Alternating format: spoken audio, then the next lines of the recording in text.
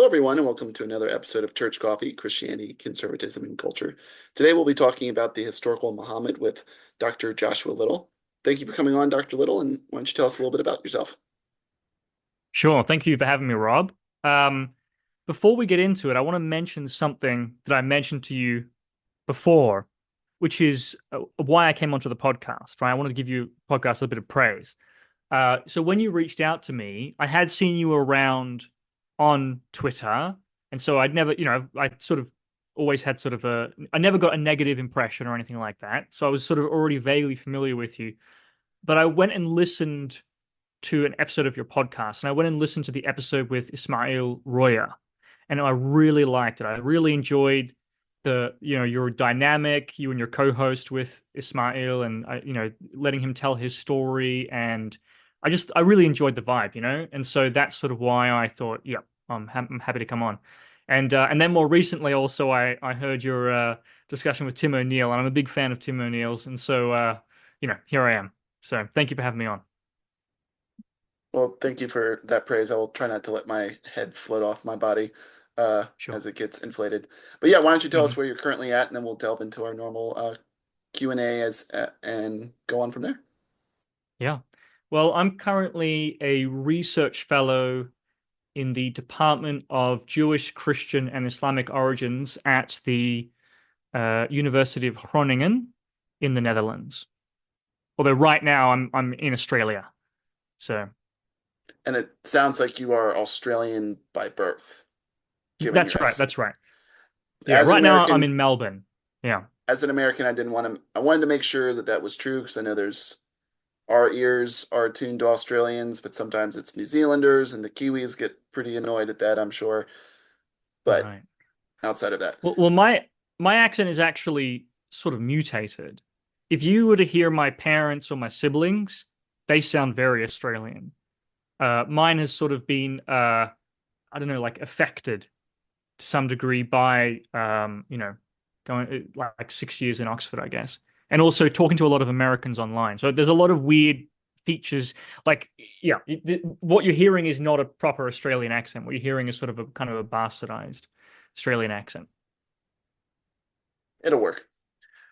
Yeah. How do you take your coffee? As an American, we mostly drink coffee or other caffeinated beverage. I imagine if you're Australian, spent a lot of time in the UK, you might have become a tea drinker, but I will let you answer that. Yeah, so actually, I mean, I don't know if this generalizes to all of Australia, but Melbourne is one of the coffee capitals of the world, right? We have a huge Greek and Italian population. I think it's actually said, I don't know if this is true, but these things are like fun folk ideas. Who knows if we don't want to ruin them by going and checking the facts, right?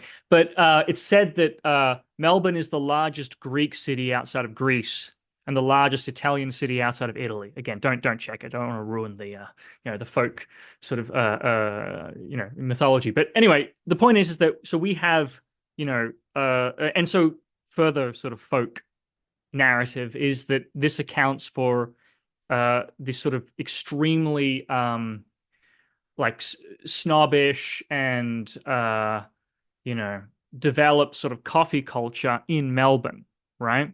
And some of that uh coffee culture has also sort of spread out to the sort of surrounding areas. So I didn't grow up in Melbourne, but I grew up in sort of a small sort of rural, country town out in the bushland, right? Just to clarify, uh, bushland is the forest, outback is sort of the arid and desert area, just to clarify. So, but even out where I grew up, the Melbourne coffee culture has sort of filtrated, right? And I also have a lot of friends who work in, like as baristas and in those sorts of industries. And so I'm just surrounded by the, like some of the best coffee in the world. And so my favorite coffee, as you might predict on that basis, is just instant coffee with a bit of milk. Easy, easy. We already Yeah. gave us some of your story, but why don't you give us a little bit more about just how you grew up and what Australia was like, and eventually how does that story dovetail into studying the Hadith? Yeah. Well, let's see. I grew up, as already mentioned, in sort of a town in the bush, right? Or sort of an hour from Melbourne, uh, but rural. So it was easy to get to Melbourne, but we were in the forest, we were in the countryside, if that makes sense. Um, and my family were sort of like post-Christian, right? So if you go and look at sort of all my different grandparents, they're all sort of like Methodists and Freemasons and Presbyterians, right? So at one side it's sort of Methodists and like Methodist Freemasons, if that makes sense. I don't know why, but there's some sort of big overlap between I think Freemasonry and Methodism. Actually, interestingly, there's a lot of old Masonic lodges scattered across like rural Australia, right? So it seems like these sort of Protestant churches and the Masonic lodges were sort of the heart of a lot of these sort of rural Australian communities, right? Now, increasingly empty, of course, and these communities are all declining. The whatever initial sort of economic incentives drove people out there in the first place are gone. And so all the sort of country towns are dying and people are sort of bleeding back towards sort of increasingly concentrating in major centers, moving back to the cities and so on. Anyway, that's sort of a different issue. And so, you've got all these sort of, Methodists and Presbyterians and one Catholic as well. I have an Italian grandparent. Um, and so, but none of this really came, well, we shouldn't say none of it, but my parents were sort of new age, right? And so I grew up in a new age community. So there was still sort of a sort of a Christian layer or substrate there, right? Like I believed in God and, we celebrated Christmas and Easter. And so my mum used to read like all these sort of, like Christian stories. Do you know what I mean? Like stories of like uh uh you know the I don't know, like the road to Bethlehem, and all these sort of events that occurred there. I wonder if a lot of them are actually in some form have been taken from these sort of post-canonical gospel sort of texts actually, and if that's actually the source for a lot of these kinds of like infancy narratives and those kinds of things. Anyway, whatever the source. So I grew up with a lot of, and I grew up reading the Bible, right? Like so, some of my earliest memories are me looking at a big sort of illustrated Bible, right? Looking at sort of these depictions of like the ancient Hebrews with their flocks of sheep and all that kind of stuff, right? So there was a sort of Christian influence there, if that makes sense, but it was mostly New Age, right? Sort of spiritual or whatever. Um, and so eventually, I think when I was 12, I became fully aware of my mortality, right? And sort of suddenly was hit by sort of the fear of death. And so that made me really interested in investigating sort of, I don't know, like spiritual matters. And so I went on the internet and found, I don't know, some Web.0, you know, page talking about how the Bible was originally polytheistic, right? And so that for me meant, okay, all of biblical derived religions are false, right? It's if there's a sort of a fundamental error in the root, the whole tree is rotten. You see what I'm saying? So I completely at that point left after that rigorous research, right? Going on a website as a 12-year-old. Uh, now, I understand now. Actually, I know a lot of archaeologists do argue this, right? So but it's like a Gettier case, right? It's like I had no actual justification, right? But anyway, that's. So I left behind all sort of like anything remotely like Christianity or Judaism, Islam. For me, sort of a fortiori, they were all out, right? And so I really fully embraced the New Age, right? And then at a certain point, I transitioned into New Atheism. And so I was really sort of came under the spell of, the four horsemen, right? Although I never really cared for Daniel Dennett, not even really Sam Harris. It was really Hitchens and Dawkins, right? And so it's sort of like a not to get too political, I guess. I don't know what your political views are exactly, but they sort of were a bit like Ben Shapiro, right? It's like a similar thing where they're talking very confidently and authoritatively, making these like very sort of not, I guess that is maybe it's disanalogous in some sense in that they're not sort of, they aren't motor mouths, right? But there's something similar in these sort of figures who speak very authoritatively and confidently, and that's like if you're sort of not paying any attention at all to the actual content, then they seem like very persuasive, right? Actually, what's funny is I went back and re-listened to Christopher Hitchens' debate with William Lane Craig, and it's just unbelievable. I just cannot believe what an absolute idiot Christopher Hitchens is. It's just unbelievable. His arguments I are would so terrible. He's not responding at all. But it's just like he's just getting by on rhetoric. It's just crazy. Sorry, you were Well, going to say something. he actually admitted right before he died that he would play up his accent, especially in debates, because he knew Americans would think that he was smart just based off a more posh Oxford Right, British accent, which, to right. be fair, um, as an American, I would probably automatically think he was smart in that Hmm. style. But uh, yes, as someone that has read most of the bigger new atheist books, I also think that a lot of them are, for all their like spouting of we are more logical, they are not propping their claims up very logically. No, it's unbelievable actually. That's what's particularly jarring about it in retrospect is the gulf between the claims, the rhetoric, and the actual like the substance, right? Like you couldn't imagine a sort of group here, like new atheists in general, like who are more like all right, okay, they're as dogmatic as everyone else, but so I shouldn't say more actually, but it's just like it's just particularly grating because they are specifically posturing as criticizing dogma and criticizing irrationality and criticizing false historical narratives and so on and so forth. And then it's just like on every point, they are exactly what they criticize. Like where could you find John more, a John more Gray, John Gray, Mhm. atheist philosopher John Gray at one of the big schools in Britain, actually classifies the new atheist movement in his book Seven Types of Atheism as evangelical atheism, Yeah. as a kind Well, of as a kind of, I mean, because he does not like their their rhetoric either, and he labels them that because he also doesn't like fundamentalists, and he's trying to sure. uh, get at both groups at the same time. Sure. Well, I mean, they certainly are evangelical in the sense that they're constantly and desperately trying to convince everyone everywhere of their views all the time. But it isn't just the rhetoric, it's like the ideas are false, right? So there's like a fundamental hypocrisy. There's the fact that their models of religion and society are garbage, right? All their ideas about religious history are like collapse upon like the merest inspection, right? Actually, Tim O'Neill, who we mentioned earlier, is very good at this. It's just showing just case after case of just the absolute drivel, or I just re-listened to you know, I was just listening to an audiobook recently. It was Richard Evans, right? It's his sort of trilogy on the history of the rise of the Nazi Party, right? And Nazi Germany. And I just was so struck as I was listening to that and listening to his recounting of the way in which the Nazis went to war against the Catholic Church.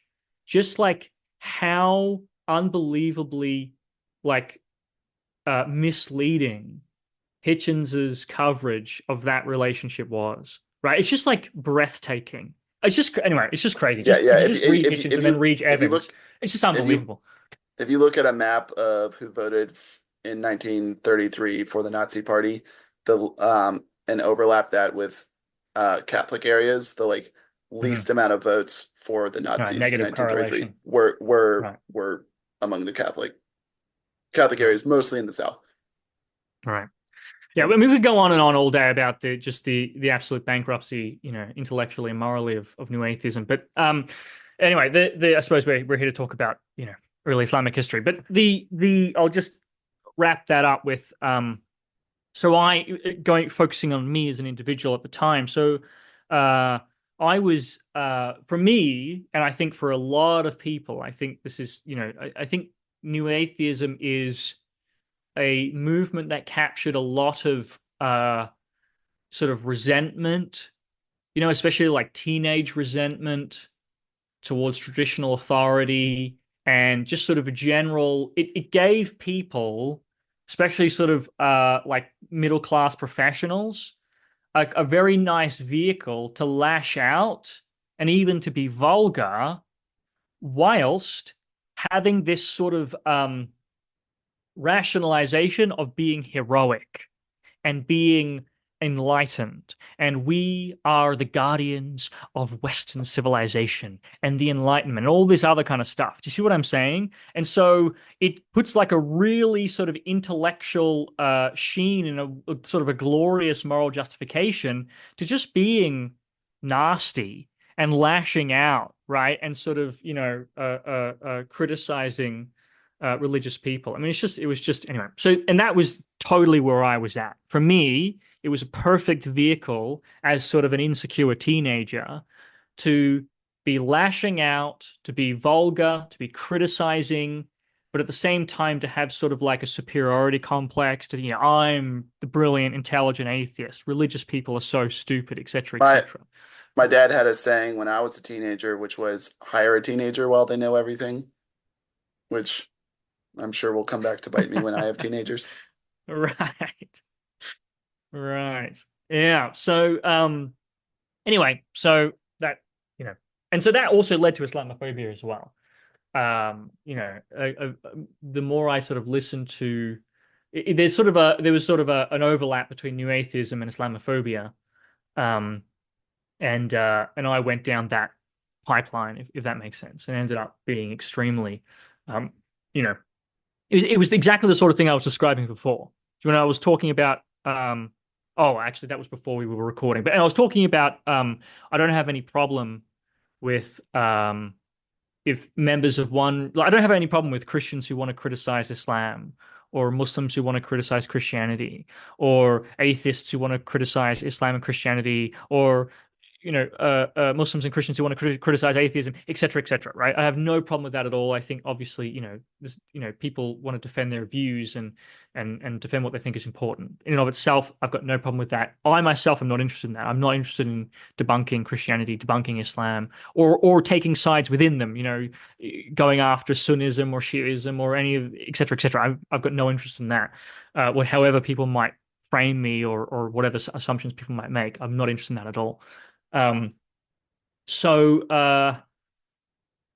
but what was the point here? I'm losing my own train of thought here. Right. So I have no problem with that in of itself. Right. I have no problem with if people merely want to criticize, but when it gets nasty and like, well, okay, if people are being hypocritical, obviously I don't like that.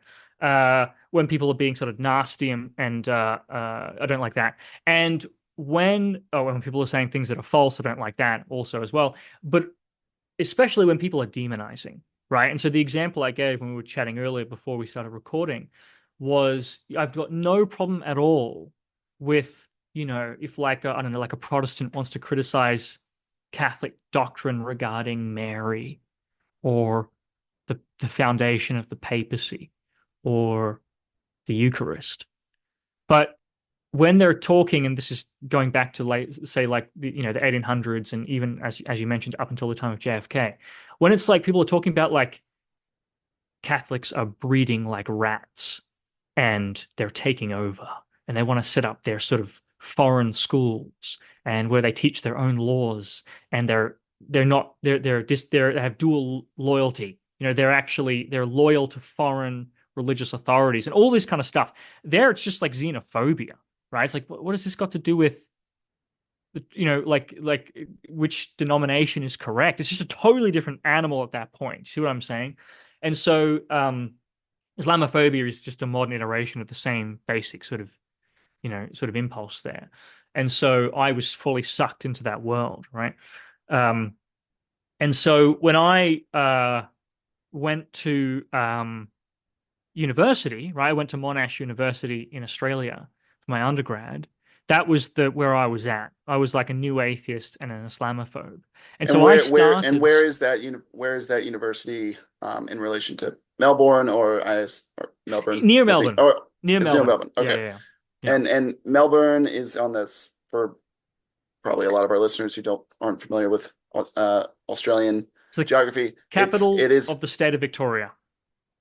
and it is in the south. And it is probably I think it is Yeah, to it's in the the southeast. east, to Yeah, the east of exactly. Sydney. Yeah. Okay. It's kind of close to Tasmania, right? If you go south from Melbourne, I think you'll hit Tasmania. Um, across the ocean, I mean. Melbourne's on the coast.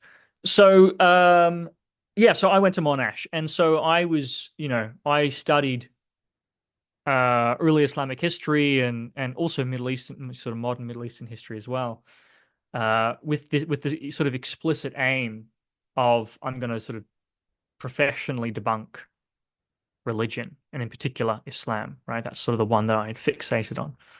Um, Things though did not pan out as expected, and a couple of things happened actually, because the new atheism and the Islamophobia is closely wound up in kind of like a Western chauvinism, right? Support for like Western imperialism and a kind of the West is the best and all this kind of stuff, right? All this kind of jingoism and that sort of thing.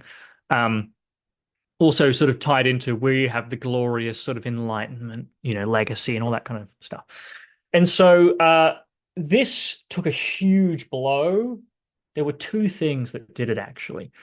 Number one, no. There were three things. Okay, there are three things. No. Okay, there are two basic things, and one of them had two components. Okay, so the first thing which has two components was political, right? Because as I mentioned, this is all wound up in a kind of Western chauvinism, right? And so where are the good guys, right? And so I took I took two classes. One of them was on the history of the Arab-Israeli conflict, and the other one was on the history of American foreign policy. And it was just totally devastating to my views at the time, right? And don't get me wrong, Britain's exactly the same, France is the same, Australia is the same. And what I'm going to say is not specific to America, so just to clarify. But the class was on America, right? So I'm going to use it. America is sort of the catalyst for this. Learning about the history of American foreign policy, I had understood in the abstract that okay, America and other countries, Britain, etc., they had like a bad past. They did bad things in the past. There was slavery and there was some bad conquests and so on. But now we're the good guys, right? So there's some sort of magic dividing line between the bad past and the good present, right? What really came home to me in that class is that there's no dividing line. There's no dividing line. There's no point at which it's just decade by decade, going from, the conquest of the Philippines and the destruction of these various sort of Central American democracies and the bombing every standing structure in North Korea in the 50s, the Vietnam War, then the Gulf War, supporting Indonesia's invasion and absolute like and massive massacres in Timor, etc., etc., etc., right? All the way through till now.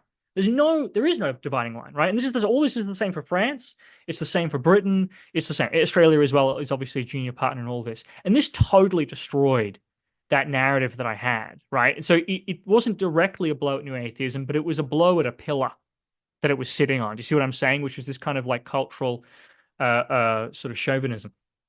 The other thing was the Arab-Israeli conflict. And I was, as part of sort of being an Islamophobe, that sort of most of the key articulators or figures in Islamophobia are also very Zionist, right? They're very sort of pro-Israeli and very anti-Palestinian. So I just absorbed that as well. So I used to be very pro-Israeli and very anti-Palestinian.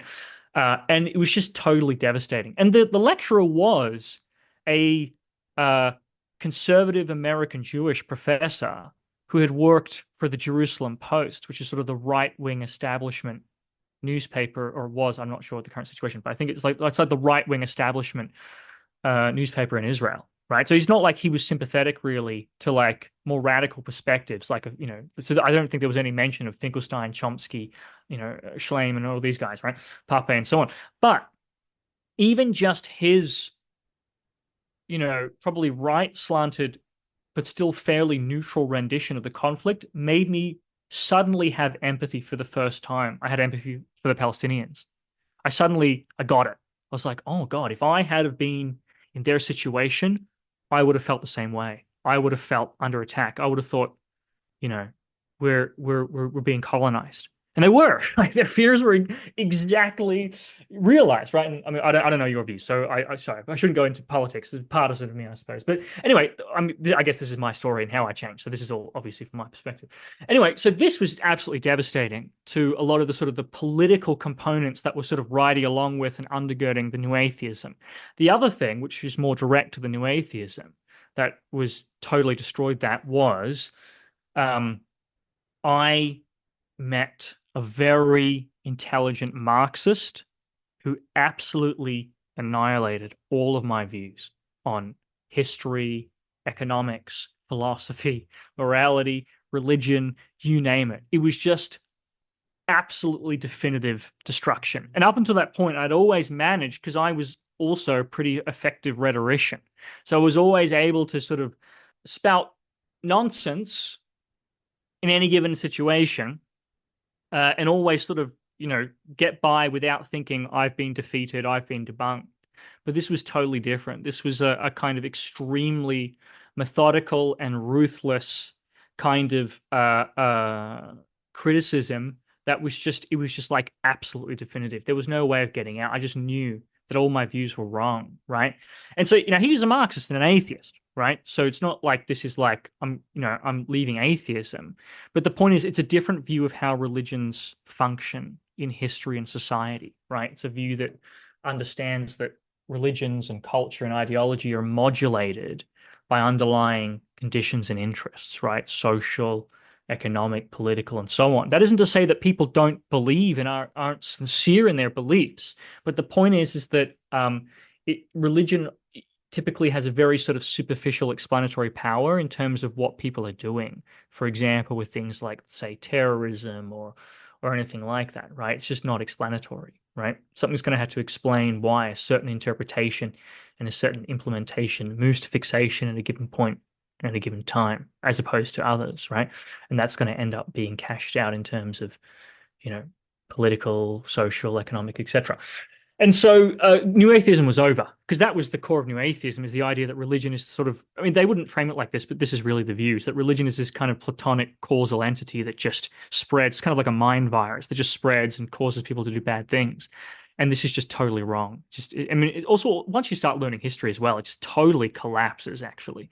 You know, religious people are constantly out of accord with theoretical statements of their scriptures. I mean, how is that meant to be working, right? If the scripture is just this sort of special causal force that's constantly making, Christians, Muslims, etc., do X and Y and Z, it just doesn't make any sense. And so, anyway, the whole view I'm not a is rubbish. fan of I'm not a fan of sainthood in Catholicism and Eastern Orthodoxy and several strains of Protestantism. But at the same time, I kind of get it, because as a normal human being and Christian, I fail at what I'm supposed to do all the time. But Hmm. yeah, good people do um, unbearable, awful things all the time, whether Sure. they're as whoever they are. Yeah. Yeah. So, you know, so all of this resulted in me, well, my new atheism, my Islamophobia, it was just totally collapsed. It happened like within the space of like, I don't know, like a week or something, actually. It was like an extremely definitive, like, it's over. And so at that point, I was left with, I was left with a kind of specialization that I had already acquired at this point in my study, in a subject that I had initially gone into for very specific political and polemical reasons, and now being left without those initial political and polemical motivations, right? So at that point, I was like, well, I've really grown to enjoy just learning about early Islamic history and looking at the different arguments and the evidence and trying to adjudicate between the different positions and so on and so forth. So I think I'll just stay here. So it just, the polemics and the activism and so on is what got me in. And then the sort of the love for the subject matter and the looking at the different arguments and the developments and so on is sort of what kept me in. And then at that point, a friend of mine recommended that I apply to Oxford for an MPhil in Islamic Studies and History, and I did. So I went over there at the end of 2016 and did my master's for 2 years, and then went on to a PhD for 4 years.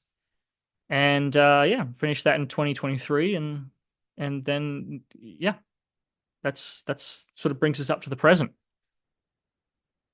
And here you are. Yeah. So give us a broad traditional Islamic biography of Muhammad, and feel free to add any Yeah. details that you might think are interesting that maybe get overlooked. But give us a paint with some broad brushstrokes how Islam traditionally uh, gives a biography of its founder. Yeah. Right. So, I mean, it normally, well, it often starts before Muhammad, maybe with Adam or with Abraham. Like, do you see what I'm saying? Like I'll start with Muhammad's grandfather, but just note that it'll often start earlier with sort of a more comprehensive kind of, religious vision of history, if that makes sense. But his grandfather was Abdul Muttalib, and so he was in the city of Makkah, which is well, it's where modern day Makkah is today, in sort of the south of the western coastal region of Saudi Arabia, right? And so, and the tribe that dominated that town of Makkah, was the Quraysh. And so Abdul Muttalib is a member of the Quraysh tribe. And so he famously uncovered a special well in Makkah, which is the Zamzam well. Um, and he also made sort of an oath that he would sacrifice, a son, and then things sort of played out. So he had to sort of go through with it. But then luckily he was able to get out of it by sacrificing lots of camels instead. And so that was his son Abdullah. So there's a bit of a Abraham and Isaac sort of template going on there, if you see what I'm saying, right? There's sort of an echo of that.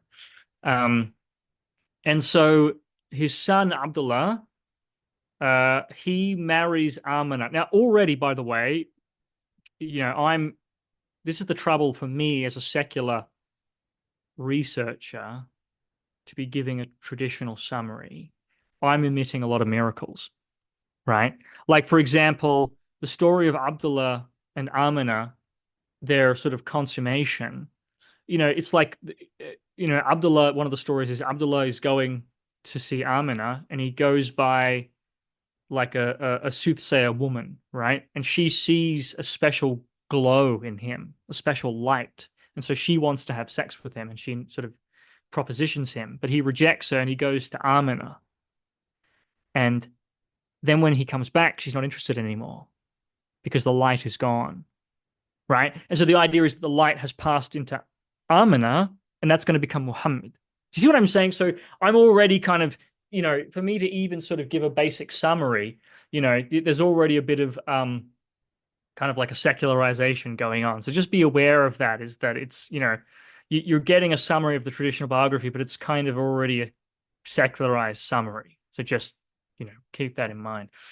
Um, Anyway, so Muhammad is born, and again, just to acknowledge that there's a lot of miracle stories about that. So, and continuing with the light, when, for example, when Muhammad is born, reportedly a light comes out of his mother that is so bright that it illuminates distant Syria, right? So it's, again, there's a very high concentration of miracles, especially in the prophet's early life, right?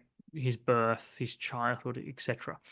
Um, he is sort of at a young age, goes and stays with a wet nurse named Halima, and his mother dies young. There are some reports that he grew up as a pagan, and was sort of sacrificing, to sort of, the false idols and so on.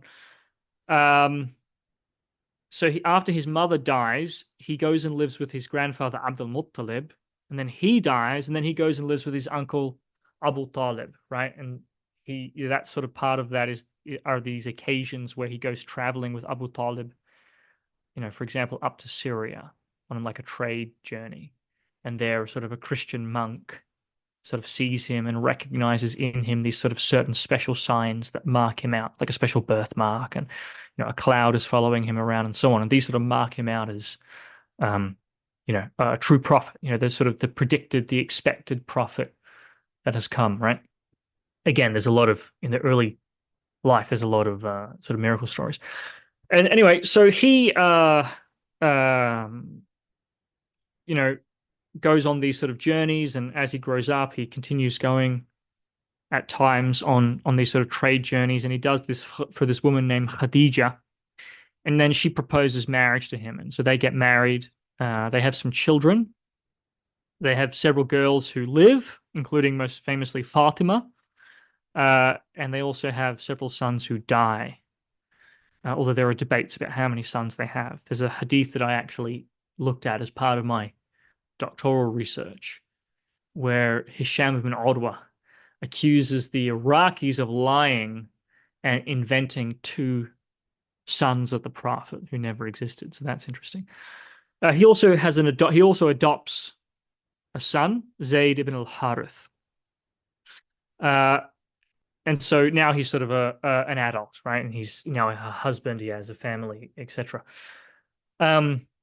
He reportedly would do this sort of practice called tahannuth, which is when you go to Mount Hira, sort of a mountain or a hill sort of near Makkah, and you go into seclusion to sort of contemplate God, right? So it's a form of worship.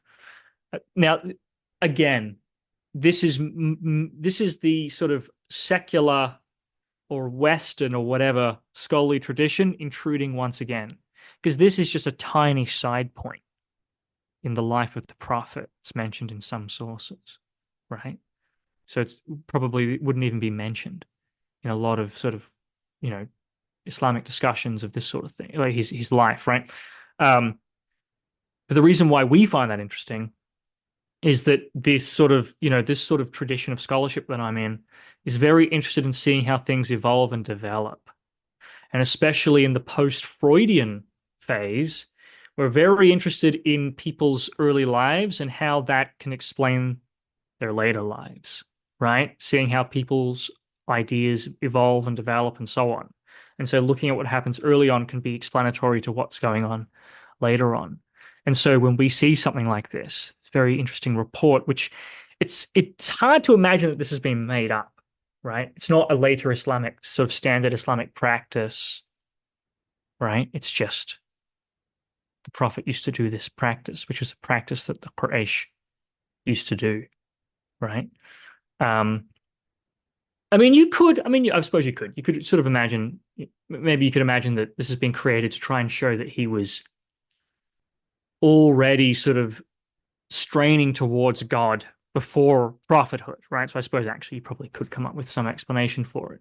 Although the idea of it being this general practice among the Quraysh seems odd for that to be made up. So I suspect this is probably genuine, but this has to be, I suppose, further investigated. Either way, the point is that for us, for my traditional scholarship, things like this are really intriguing because it's a hint that Muhammad is sort of being primed already towards his sort of a religious career. He's already thinking about and very interested in, God and religion. Do you see what I'm saying? So him becoming a prophet is not a bolt out of the blue. You can sort of see a run up of interest and engagement. Anyway, again, it's just a caveat. It's hard for me to give a traditional summary of the life of the prophet without the sort of interests and priorities of my tradition sort of intruding, but I'm sort of doing my best. Okay, so he eventually, the angel Gabriel appears to him, the famous episode in the cave on Mount Hira, and so, he, the Quran begins to be revealed to him, right? And so he begins this sort of early career. Initially, it's secret, and he only tells a few people, he tells his wife, he tells some of his family and so on. And then he begins sort of an early preaching career, right? And so he's warning people about, the hour will come, right? Sort of the eschaton. He's prescribing prayer. Initially, they're praying towards Jerusalem, right? And they're sort of in their sort of regular prayers. He's sort of preaching to take care of the needy. He's implementing certain rituals like, ritual ablutions before you pray, that sort of thing. And he's attracting hostility and ridicule. Hostility because he is undermining, because he's criticizing the sort of the paganism and the polytheism, the idolatry of the Quraysh, of his tribe, right, and of his town.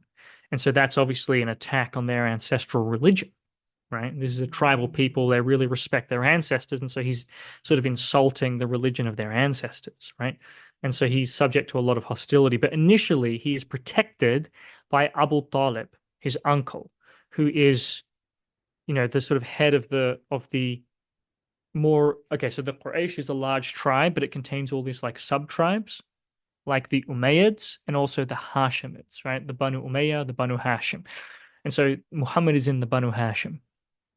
And so his uncle Abu Talib is the head of the Banu Hashim. And so Muhammad is protected. He has the protection of his tribe, right? This is a stateless society. So if you mess with someone, the protection mechanism is all their family will come after you, right? So there's a kind of constant balancing arrangement of these sort of different tribes. And so he has the protection of his tribe. And so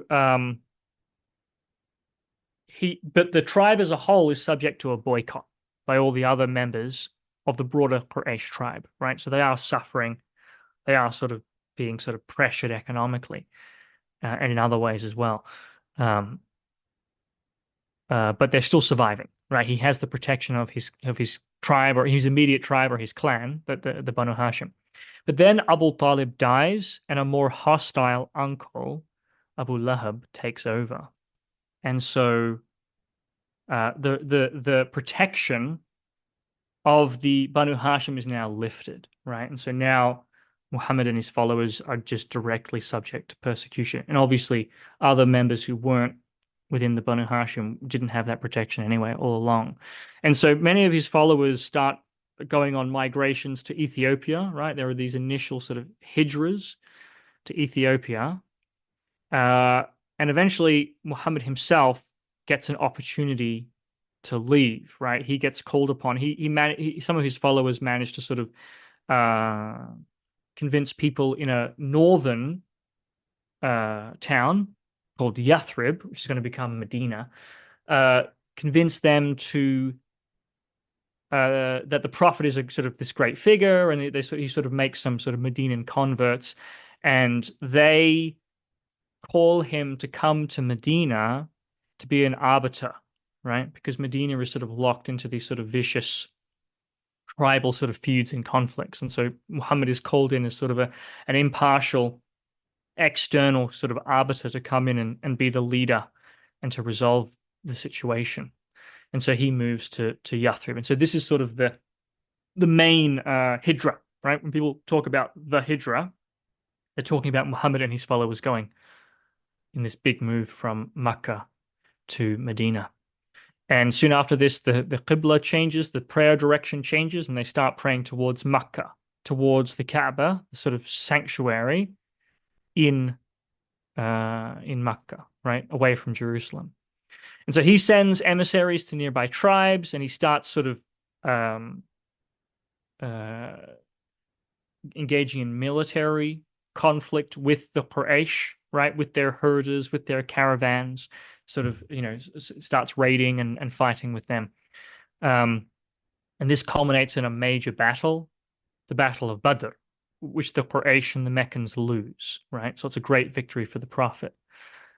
He then expels the Banu Qaynuqa', so they're a Jewish tribe in Medina. And so there are sort of a fight breaks out between the Qaynuqa' and the Muslims. And so the Qaynuqa' are expelled from Medina, and all their property is taken and given to the Meccan Muslim emigrants from, the emigrants from Mecca. is also fighting with some sort of regional hostile tribes as well, just sort of around Medina. And eventually another major battle with the Quraysh, with the Meccans breaks out or occurs, which is the Battle of Uhud. And this one goes very badly. It starts, I think it goes well initially, and then it sort of goes very badly. And so this is a great sort of disaster. And after this, Muhammad has another falling out with the Banu Nadir, which is another Jewish tribe in Medina.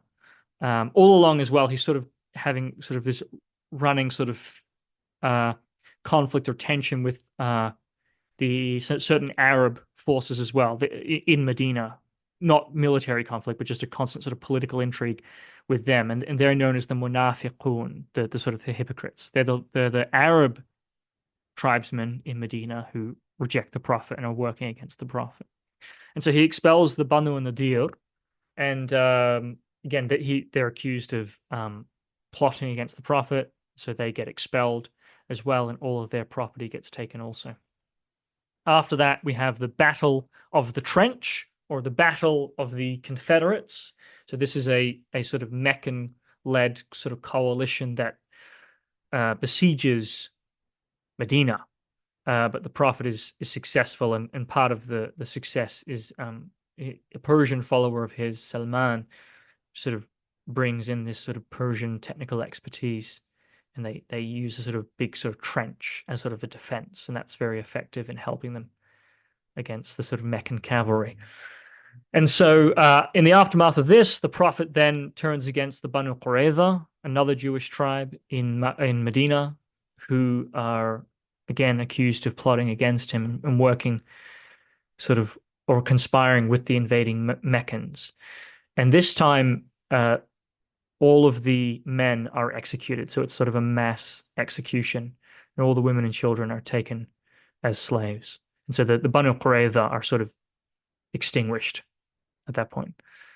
Again, this is according to the sort of the dominant traditional narrative. As we go down below, there'll be some interesting thoughts on this. Tribal wars continue. The Prophet goes and conquers a nearby Jewish settlement called Khaybar. Again, the same situation repeats.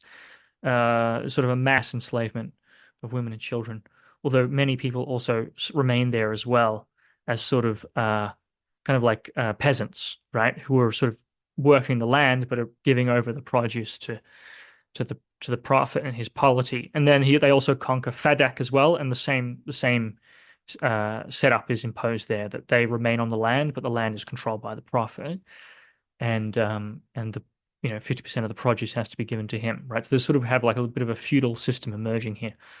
And so this is actually on the traditional understanding, this is the origins of the jizya system, of the dhimmi system, where they're allowed to stay, and their lives are protected and their property is protected, but in exchange they have to pay, give tribute.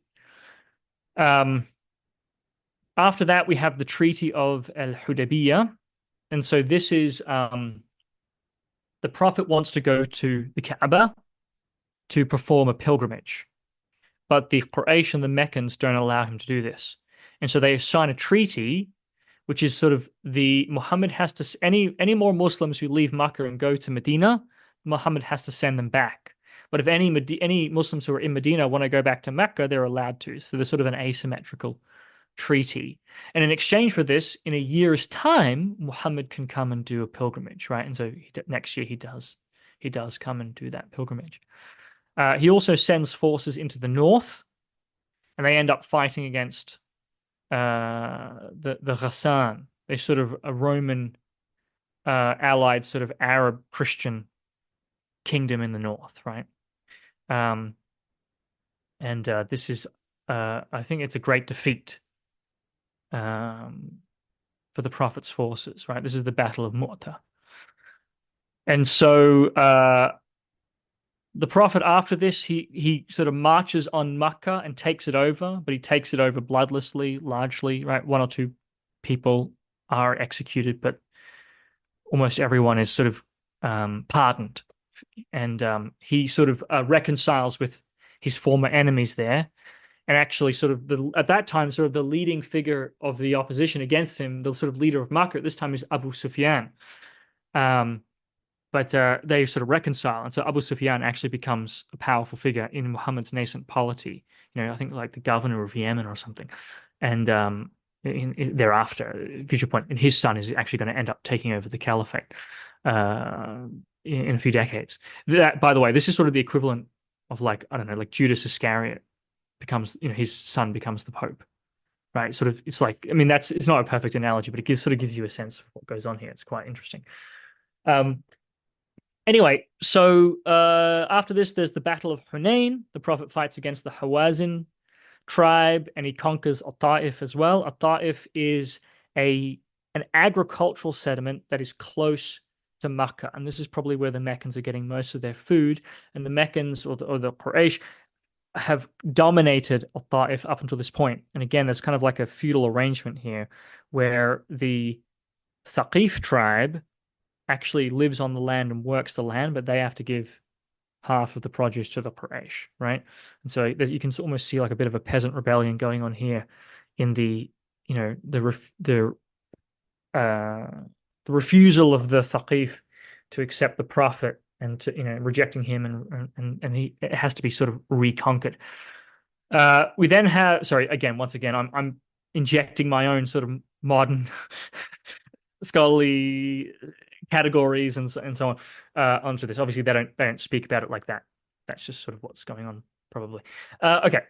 The Prophet also goes on an expedition to Tabuk up north, and again, sort of subjugates some sort of Christian forces up there. Again, sort of he's implementing the Dhimmi system. He's extracting tribute from them. He then sends all of these, or he receives, now he's in a very powerful position, right? If you're sort of following on, like if you have in your mind a sort of a map, he now controls most of the Hijaz, most of that sort of western coast of Arabia. And so now many, many tribes from surrounding areas and from, central Arabia and other places are sending like deputations to the Prophet. And they're, sort of the year of deputations, and they're sort of submitting to him or allying with him. And so the Prophet ends up in control of most of the Arabian Peninsula at this point, although not all of it. He also starts to prepare for an invasion of Palestine, and then he gets very ill. He sends out letters to rulers, to like the Roman ruler, the Persian ruler, and others, inviting them to convert to Islam, and then he dies.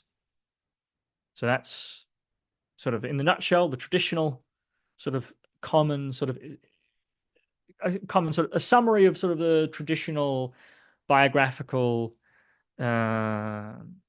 sequence of the Prophet.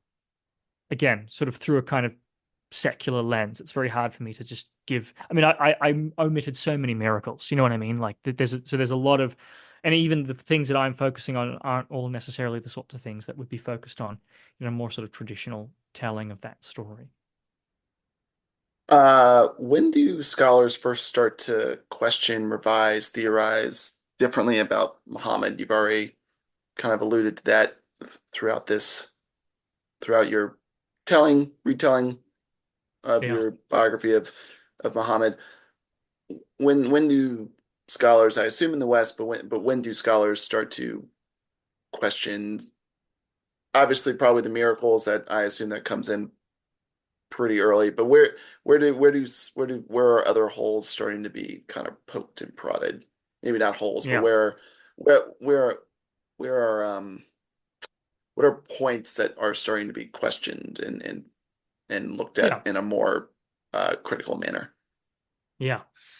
So actually, when I was sort of thinking about this podcast, uh, I realized I sort of developed sort of, you could sort of see there's like five phases, right? And so there was a distinction between some of the phases that hadn't really occurred to me before. So I'm glad now to actually, be able to come to you with a bit more of a clarified conception of the sort of progression of the scholarship on this issue. So we have an initial phase, right? Phase one. So this is initial criticism. So this is for the first time, scholars are sort of adopting this sort of Enlightenment perspective, right? This sort of Enlightenment historiography, just like evaluating things in light of sort of established scientific background knowledge, thinking about things in terms of sort of normal sort of cause and effect, right? Uh, sort of criticizing sort of supernatural stories, miracles, those sorts of things, and sort of interrogating the provenance of texts and traditions, sort of interrogating sort of traditional or received narratives about things, right? So these are sort of some common, not by no means unique actually, but common sort of features of this sort of, tradition that sort of develops in Europe in the early 1800s, right? And so uh, as applied to the life of Muhammad, I think Gustav Weil is the first, might be the first scholar to do this, right? In 1843, and he's followed by Alois Sprenger in 1851, and who's Weil or Weil, I'm actually not sure about the pronunciation there, is a German scholar. Sprenger, I think, is Austrian, although he works for the British East India Company, I think, and he works in the sort of the British occupation of India as well. I think he's a missionary, and so is William Muir. He's a missionary. He's a Scottish missionary. Again, might be involved also, I think, in the British colonization of India. And he is also writing in, the 1850s, the 1860s. And so they're all writing sort of biographies of Muhammad that are applying this sort of much more sort of critical perspective. Although obviously a lot of these guys are missionaries, and so that's sort of coming in very strongly at this point as well. Ignaz Goldziher is probably part of this phase as well, right? He's not, he's not a Christian in India or anything, but he is also an early attempt to sort of, and he's not really focusing on the life of Muhammad. He's really looking at hadith more broadly. But again, it's a similar kind of initial criticism, right? Where we're finding contradictions. We're noting that the sources are late. We're noting the miracles and so on. We're noting the ways in which reports seem to be embodying this or that later sort of political or sectarian or whatever interest, right? So this is sort of the sort of first phase of a critical assessment, right? We have probably a second phase with Hubert Grimm, William Montgomery Watt, who's German, I think, William Montgomery Watt, who is Scottish, Maxime Rodinson, who's French. And so what these scholars embody is an attempt to go deeper into explaining Muhammad and explaining him in terms of his life and his conditions, right? And looking at the economics and the social dynamics and things like that. So there's sort of an attempt here at sort of a deeper explanation, and sort of almost like a kind of like a materialist explanation. You see what I'm saying? Like looking at the economics and the social structures and things like that.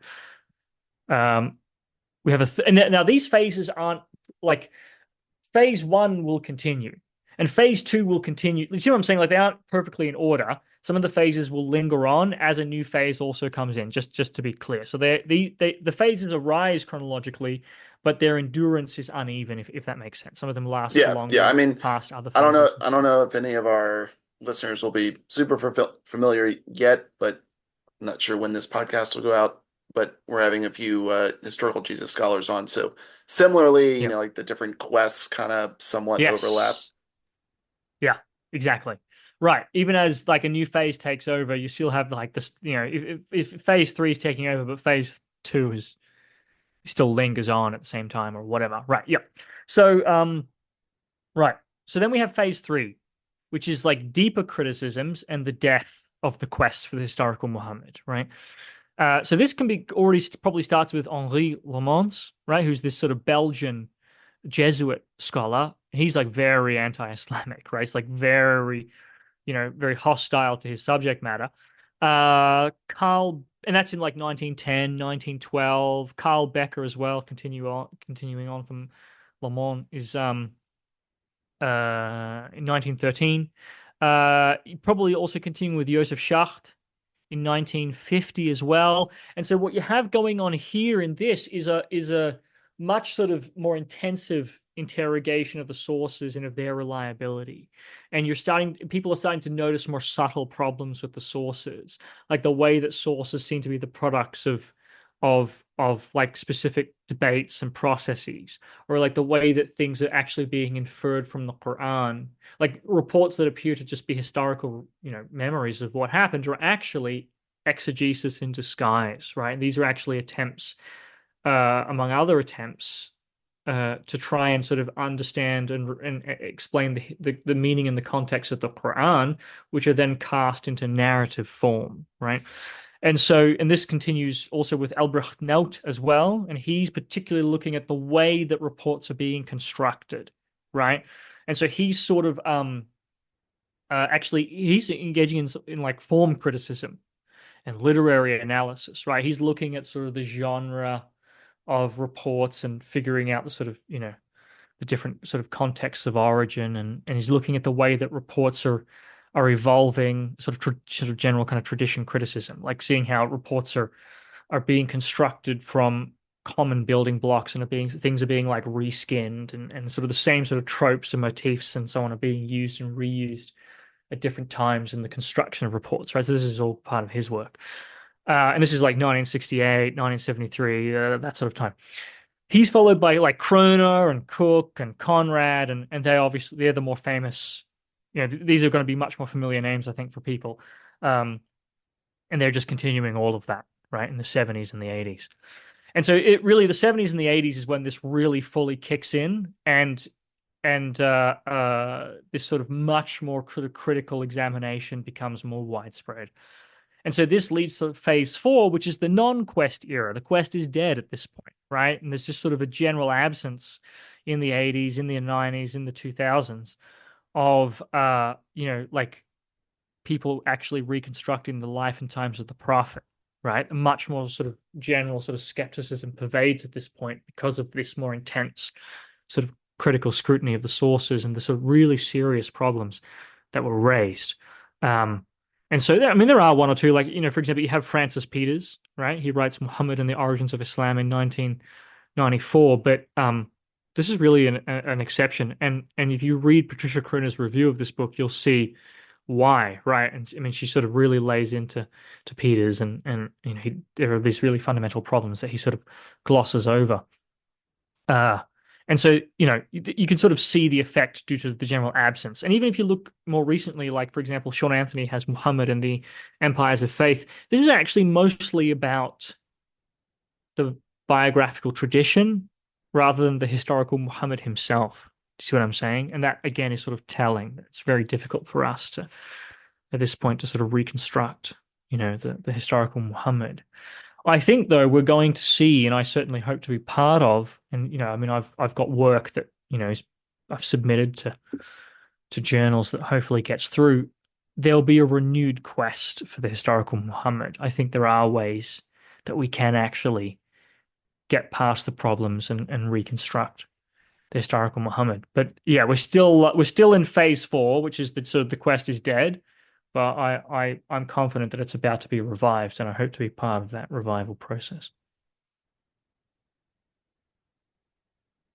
We look forward to following your progress. Thanks.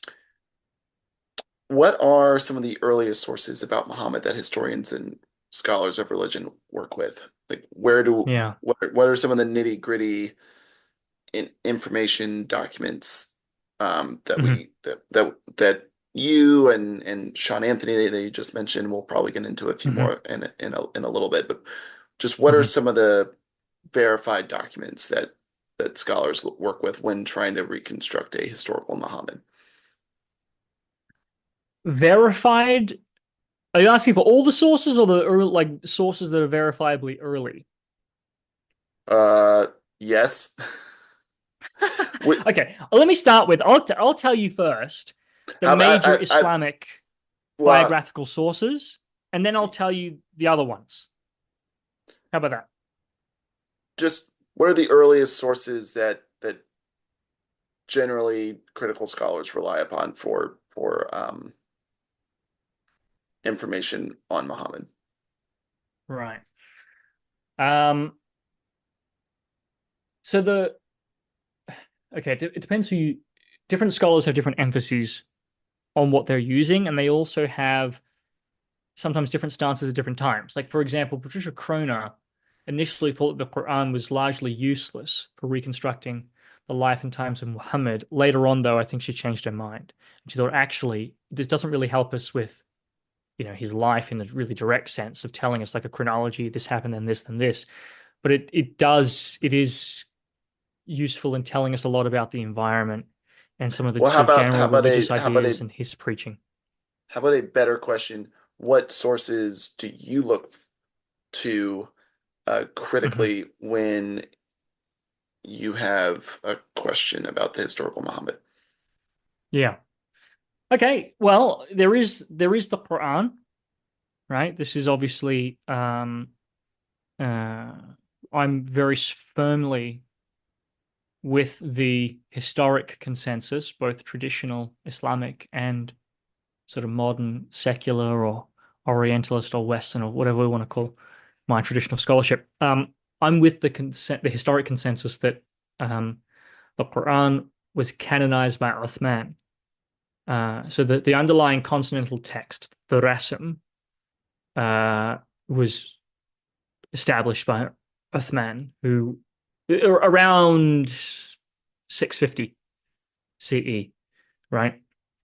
Now, that doesn't mean that any given Quran now is identical. Obviously, there are slight, scribal errors and things like that have obviously have occurred, but it's, you know, the changes are very minor. And the scribes did a really good job of preserving the Uthmanic text. And so, what you have now is more or less like maybe like 99% or something, like very, like, I don't know the exact number, but it's like more or less, it's the Uthmanic text, right? At least the Rasm, the underlying consonantal text. And so, this means that we have this corpus that was closed um, within a few decades of Muhammad, like 30 years, maybe, Muhammad's death, right? So that's a pretty short amount of time. Um, so it's I think probably, and certainly this is my assumption, is that in any given instance, if I'm looking at anything in the Quran, my presumption is that this is from the Prophet, although I'm open to things having been paraphrased or whatever in the course of transmission. But I think it's broadly, any given thing I would presume to be from the Prophet, right? I don't preclude the possibility that other things sort of crept in those 3 decades. But I think that we can take the Quran as a source for the Prophet's teachings and preaching, and in less directly his life and circumstances. So the I first have a document. Mhm. I have a very interesting but kind of random aside. You keep referring to Muhammad as the prophet. We heard earlier that Yeah, in your bio that you're secular and that you're former yeah, Christian. Why do you refer to him in a pretty holy and religious and yeah. traditional way? I don't know. It's just convention, I guess. I mean, it's the same with Jesus. I often say Jesus Christ. I mean, I don't believe Jesus was the Messiah, but it's just convention. I just say, I don't know. I don't know how else to say it. It's just, you know, it's just a convenient sort of shorthand. I mean, I would apply that to anyone. It's like I would call Joseph Smith a prophet as well. I don't mean that I believe in it. I just, that was just sort of his, how he's referred to. And yeah, it's really that straightforward, I suppose. So I know some people don't like that, but I don't really care. I don't have a problem with it. It doesn't bother me I to refer to it Muhammad as a prophet or Jesus as Christ. Obviously, I'm not saying it as an affirmation. It's just a convention. Yeah, I was just wondering as an aside. Excuse Sure. my interruption though. No, no, no. Please Please, continue on the please. sources. Anytime anything doesn't make sense or you need clarification or anything like that, please, by all means, interject. All right, so we have the Quran. What else do we have? We have early inscriptions. Again, these okay, so the Quran doesn't give us like here's a biography of Muhammad. Obviously, it's lots of sort of teachings and polemics and things like that, and theological statements and all this kind of stuff. And so, you know, it has to be used very indirectly. I mean, you can get hints at like, okay, so we've got some persecution going on. Okay, now we're in control of the sanctuary. Like you see what I'm saying? Like you can sort of see there are shadows of things happening, but it's like it's hard to just you wouldn't really you to put it bluntly, if you just had the Quran, you would not write the traditional biography of Muhammad. I mean, it's broadly consistent with it, but it's not if you just started with the Quran, you probably wouldn't get there, right? You just it'd be mostly blank, right? All the specifics and it'd be very hard to sort of construct. So it's only with the guiding hand of later hadith corpus that you can then see, oh, okay, all these correspondences. But of course, the problem is that do hadith correspond, like biographical hadith? I mean, do they correspond to the Quran because they are independently reflecting the same realities that the Quran reflects, historical realities, or are they consistent with the Quran because they have been inferred or created on the basis of the Quran? I think both are happening at different points. The tricky thing is for us to figure out which is which, right? So anyway, so we have the Quran, but it's sort of there are some difficulties in using it. We also have early inscriptions, and so the inscriptions, like the Quran,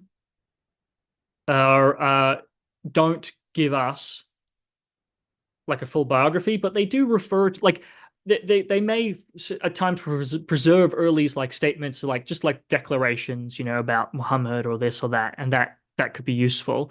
They're more useful though in the same way as the Quran for more background things, right? Like, okay, yeah, we still have people here, they believe in angels and so on and so forth, right? Like you can sort of, it's helpful about cluing us in about what's going on with early piety and things like that.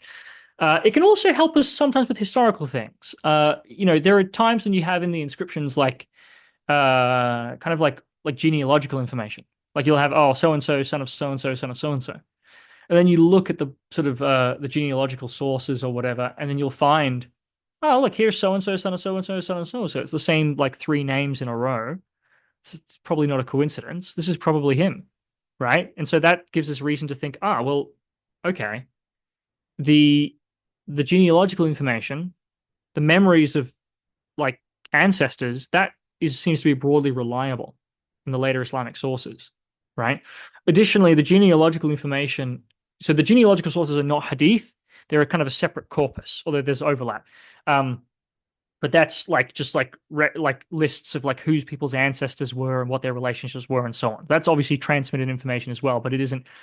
I think often it's not transmitted as reports with isnad, so to speak. If you see what I'm saying, it's like often transmitted separately as lists and just pieces of information, right?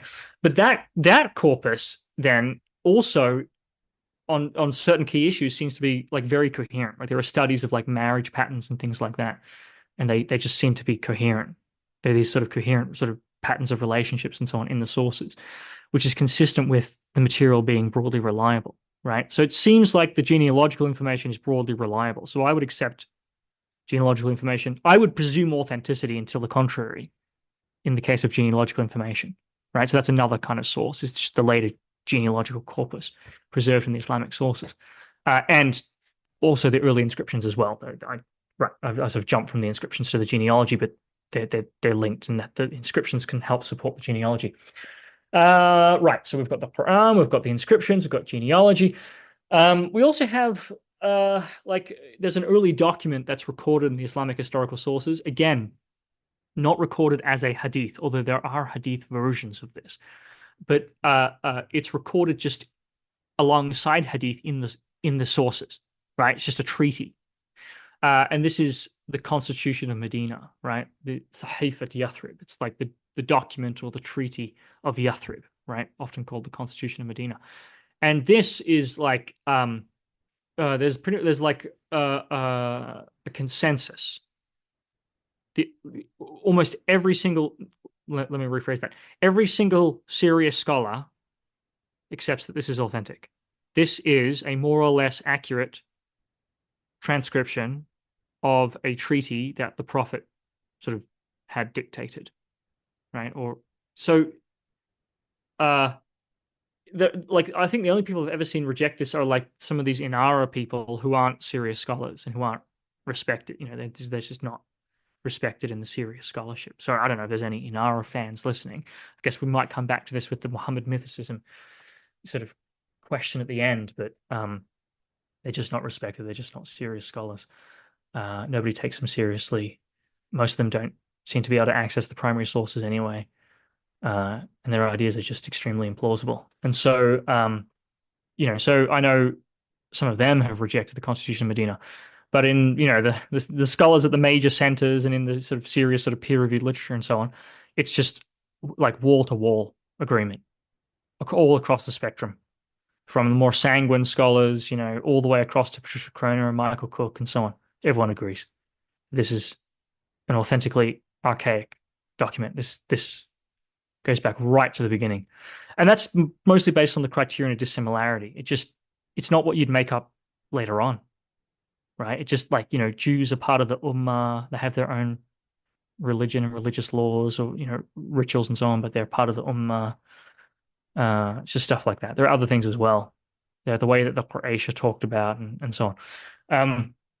So it's very unlikely that this would have been made later on, even after the conquests. So it's got to be earlier, right? Now that doesn't mean it's been perfectly preserved. Again, you can have some little scribal errors or alterations here or there, but broadly speaking, this is an authentic document that was probably dictated by the Prophet.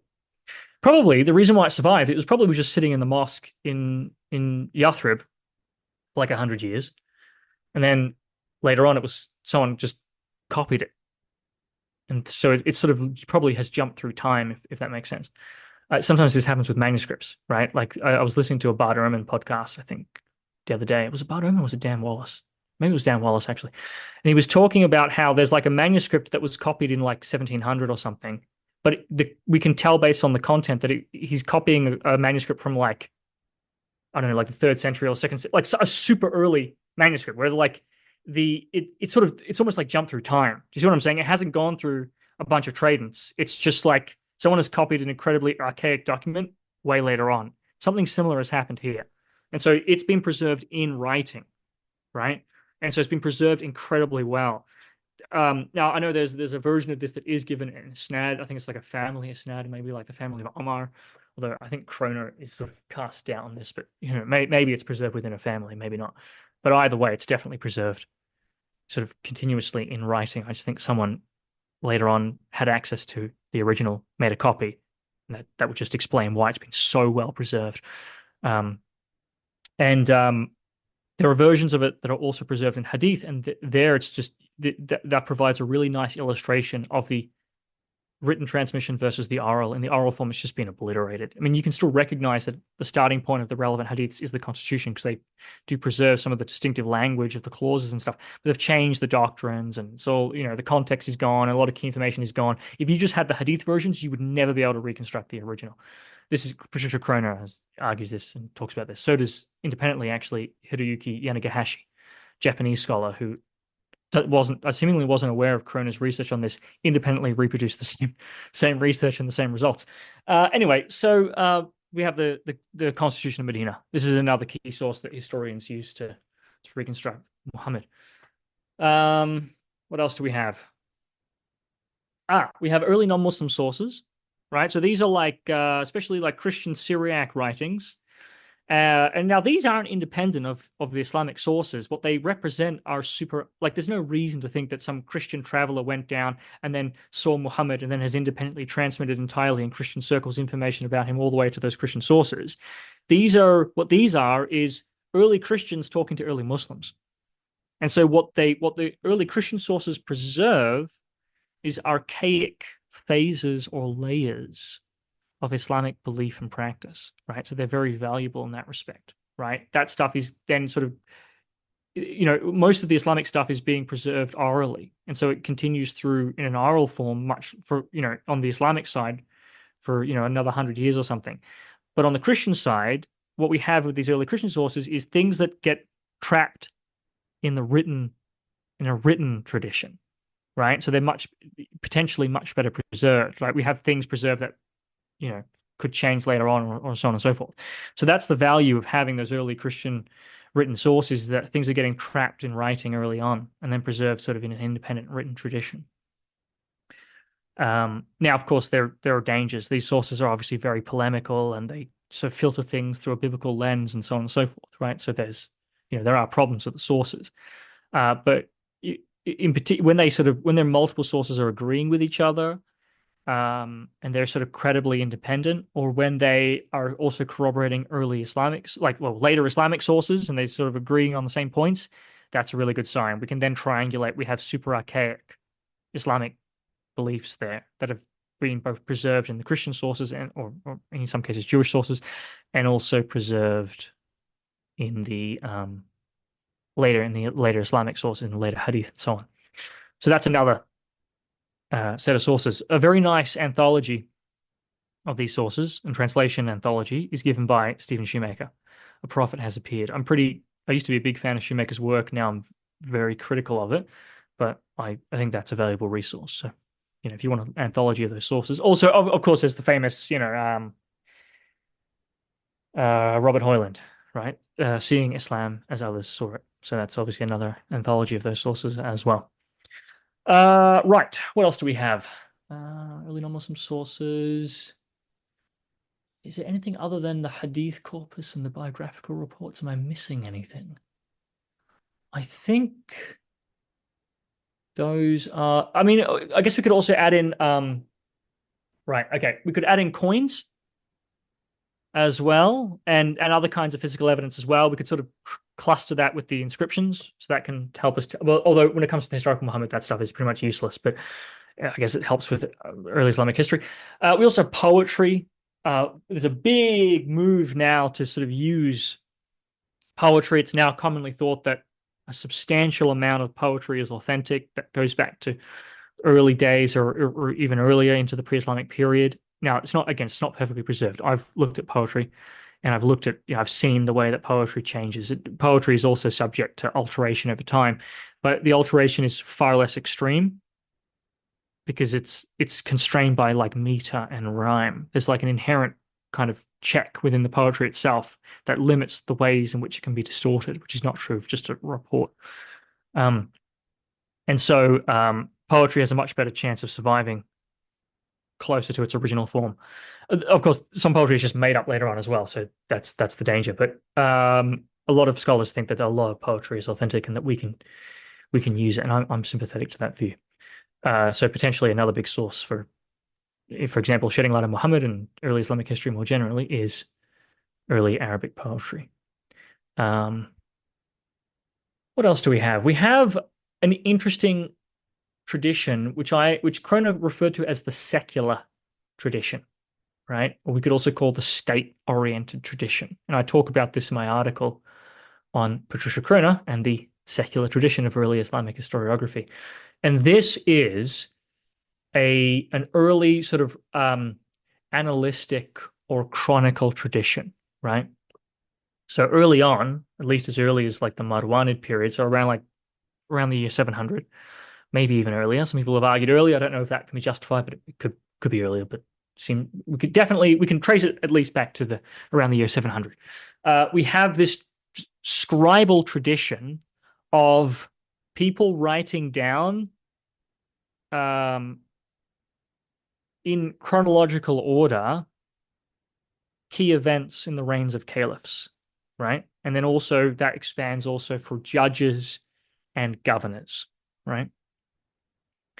And that information is originally there's no like reports. They're not citing hadith or anything like that. It's just very basic information. Like this is the year, these are the key events relating to basically the politics.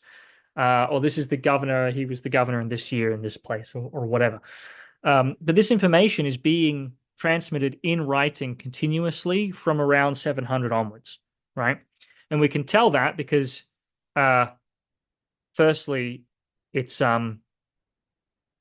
we have this tradition surviving more or less intact in the very earliest Arabic chronicles, right? Like Khalifa ibn Khayyat, people like that. these earliest sort of chronicle works are like this, right? And when we look at early non-Muslim sources and early Arabic coins and things like that, very high level of corroboration. When the later Islamic sources are saying so and so was the governor in this place at this time, we'll find a corroborating coin or early non-Muslim, like Syriac reference or something. So again, this information is very reliable. This is another body of information that I presume to be authentic until the contrary can be demonstrated, right? Um, but we know it's going on from around 700 onwards because we have Christian Syriac translations of those early versions, right? So we actually have the earliest versions don't survive. The earliest chronicles or lists or whatever, they don't survive. Obviously, they get sort of cannibalized and recannibalized into later ones, and we have the later ones. But we can see the earlier forms co-attested in the Syriac sources. It's very nice, right? And so we can tell and that we can tell they're going off Arabic originals. They're sort of inheriting some Arabic terms, and that we know where it is. It's all happening in Syria because they embody a very pro-Umayyad perspective, which is probably points to Syria. Like they omit Ali from their lists, right? For example. Um, this is another tradition. The trouble, though, is that corroboration I mentioned starts to break down once you hit the first Islamic civil war. And once you go from there backwards, we get a lot of contradictions, internal, external. And so when it comes to Muhammad, this isn't very useful. Also, it doesn't really preserve much information about him anyway. So for our purposes, actually not very useful. What else do we have? I guess the major remaining thing, hopefully I'm not forgetting any major sets of sources, but I guess the major remaining set of sources is hadith, and that includes early Islamic biographies, right? So these sort of works, these sirah works or maghazi works, sirah is like life, although originally it's more like way. Originally it's a sort of a synonym for sunnah, right? Like normative practice or way, but it comes to mean life, right? Or biography, right? Yeah, it comes to mean biography. I mean, it's a life in the sense of a biography. Not life in the sense of like, living life, right? Uh, so, um, uh, and so, and Maghazi means battles, right? So all the earliest biographies of the Prophet all have the same title, right? They're Kitab al-Maghazi. It's the book of the battles, right? But then there's a shift at a certain point, and they all get the title Sirah, right? So they'll be called, Kitab Sirat Rasulullah, right? It's the book of the biography of the Messenger of God, or Kitab As-Sirah An-Nabawiyya, and this is the book of prophetical biography, right?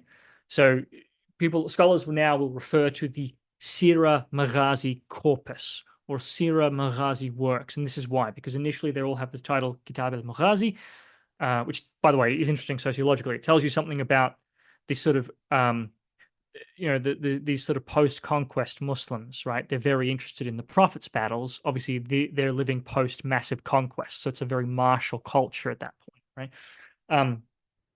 And then it transitions to Sirah, and it's interesting that Sirah initially has a meaning of sort of like normative meaning, right? Almost like as a synonym for Sunnah, and so maybe that also tells us about a transition in thinking more of the Prophet as an exemplar, as opposed to focusing on his martial, proud, career and so on. Anyway, I don't know. I'm sure someone has something interesting to say about that, but I'm just random sort of point of interest. Right, so we have these biographies, right? Kitab al-Maghazi is the initial titles, then they're, Kitab Sirat Rasulullah and so on, and the later titles. These are the biographies of Muhammad, right? These are collections of biographical hadith, right? These are hadith collections. But they're hadith collections that are arranged chronologically, and they often have other information in them as well. Like they'll have comments about, chronology, and they'll have poetry added in, and they'll have lists of people, like who fought in which battle and stuff. They'll have all this extra information as well. So So when we're talking about the biographical sources, and we're talking about hadith, there's a big overlap here. Although the biographical sources do include a lot of sort of non-hadith material as well. And so this corpus, although I think it's extremely unreliable, it's just like actually incredibly unreliable, right? People sometimes talk about hadith as if it's like the most reliable source in history, and it's just the most absolutely brilliant and amazing and you know beyond any other system in terms of reliability and so on. I think it is a brilliant system actually. I really admire the early hadith scholars. I love what they do, and I love reading their works, right? And their sort of critical scholarly works. These sort of work, these sort of works of al hadith, the sort of subtle defects in hadith. I really love that kind of material. Um, but this is, hadith are not only unreliable as the hadith corpus is like extremely unreliable, like unusually unreliable. The amount of problems you have with hadith is just staggering, right? Like way more than I think you'd have for something like Josephus or something. I'd be stunned if I took a list of these problems to a Josephus scholar and they had anywhere near the same number of problems that they're dealing with, for example, with their sources. And this is true probably of most of these sort of major historical sources for, the Roman Empire and other kinds of things like that. That isn't to say that there aren't more unreliable sources out there. I mean, sure, like I don't know, like the legends of Alexander, that sort of Alexander Romance literature. I'm sure that's even less reliable, for example. Um, but people like obviously, traditionalists, like Muslim traditionalists, are just totally out of touch with the problems with hadith. They really exaggerate the reliability, and it's exactly the opposite. Hadith are incredibly unreliable, but at the same time, What would make them unreliable? Like, can you give us a few yeah. examples? Sure, sure. One interesting problem is that they underwent a very extreme and intensive process of oral mutation and reworking and distortion and redaction. Right. This is really this. The early Islamic society was they had access to writing, and the Quran is preserved from the time of Uthman on systematically in writing, very, very well preserved.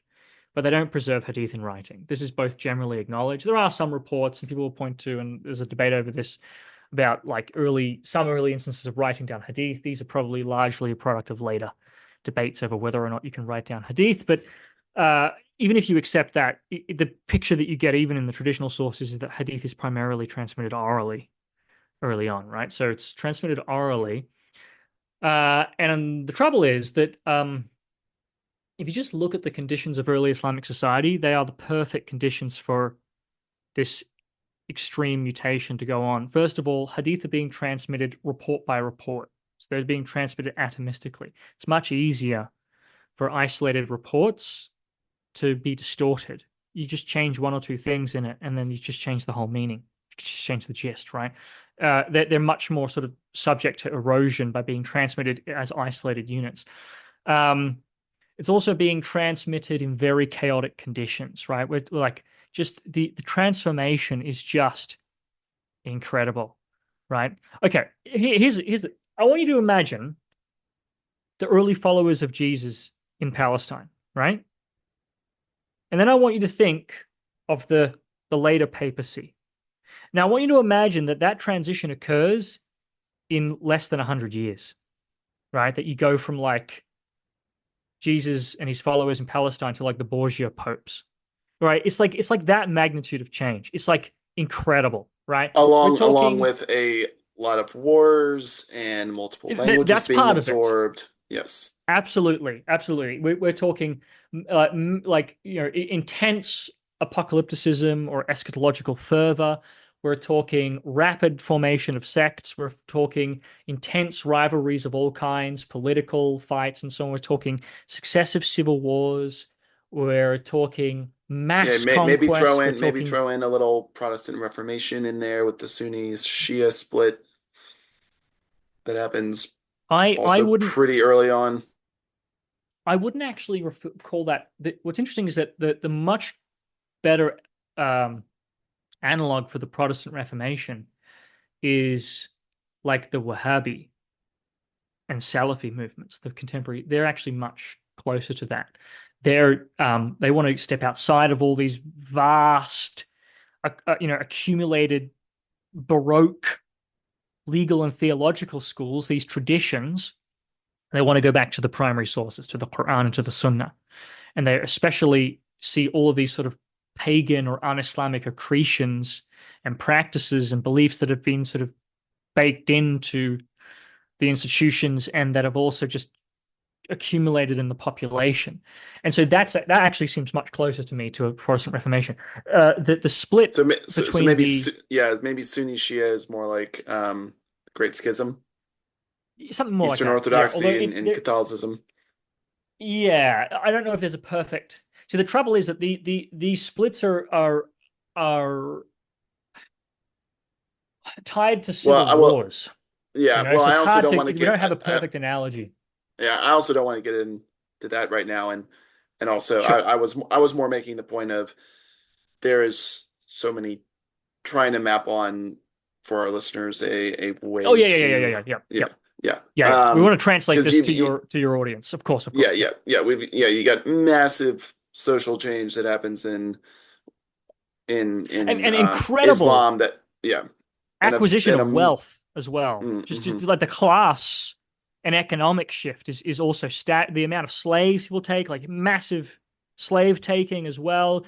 I mean, it's just like it's just an unbelievable transformation on every front, right?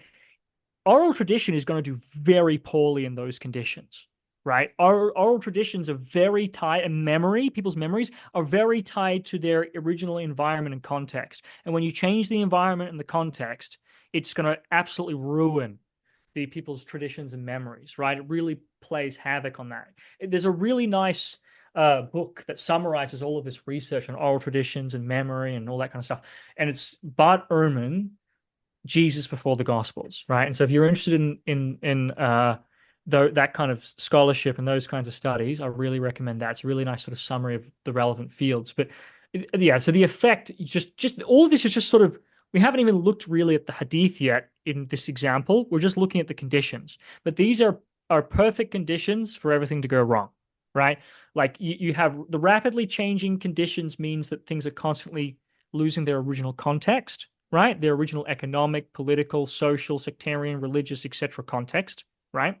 So they're going to be re-understood and misremembered and changed and so on. At the same time, all of the intense conflicts are going to strongly motivate people to remember things in conformity to their given interests and all those different dimensions or axes, right? So we have very strong positive incentives for people to alter, re-remember, and also just to make stuff up as well. Although we're focusing more here on things mutating rather than being made up fully. Um, at the same time, in an early oral context, oral storytellers are going to have the advantage. They're going to move to fixation because they're just the professionals who are better at telling stories. They're just going to be more appealing to people. They're better at spontaneously telling stories. They will tailor and change stories according to their audiences. All of that's going to make them more appealing to audiences, right? So they're going to win out, but in the process, they just professionally, as a matter of course, they are changing and remixing stories and changing even the gist of stories and remixing previous stories and so on. So we would expect to see that as well, and that's going to add to this. On top of that, just in general, in the absence of a canon and in the absence of sort of systematic written scholarship, there's nothing to stop all this stuff happening. And so as the interests are constantly changing. First, early apocalyptic fervor, and we're persecuted. Then now we've conquered. Now we have the interests of conquerors. Now, we here let's say, speaking for the Iraqi colonists, right? The Arab and Muslim sort of colonists in Iraq. Now we're no longer in the army, and we're becoming sort of these sort of middle class, like merchants and artisans and that sort of thing. In each case, their interests are changing, and all that happens in like 100 years, right? So always like as people's interests, or it's also the sectarian evolution, as these interests are changing.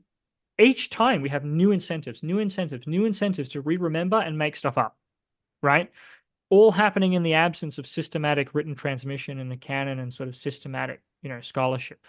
So this is just totally devastating conditions for things to be transmitted. And all of that is theoretical, right? All that was just sort of a priori, not a priori, but it's like all that's like conceptual, just based on our general background knowledge and looking at the conditions and so on, and just what we would expect to happen.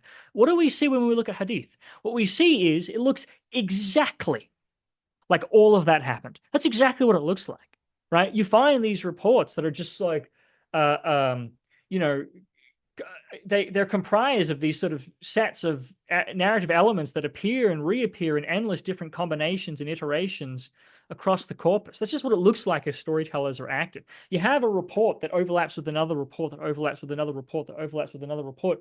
And by the time you get to the other end of the spectrum, the gist has totally changed. It's a different report at that point, right? This is what it looks like when things are being changed so much that even the gist is changing, right? You see, it's like a game of telephone or something. I don't think it's not literally a game of telephone. It isn't a game. Although in the case of the storytellers, they are doing things for entertainment. It's one of their aims, right? They're not interested in history.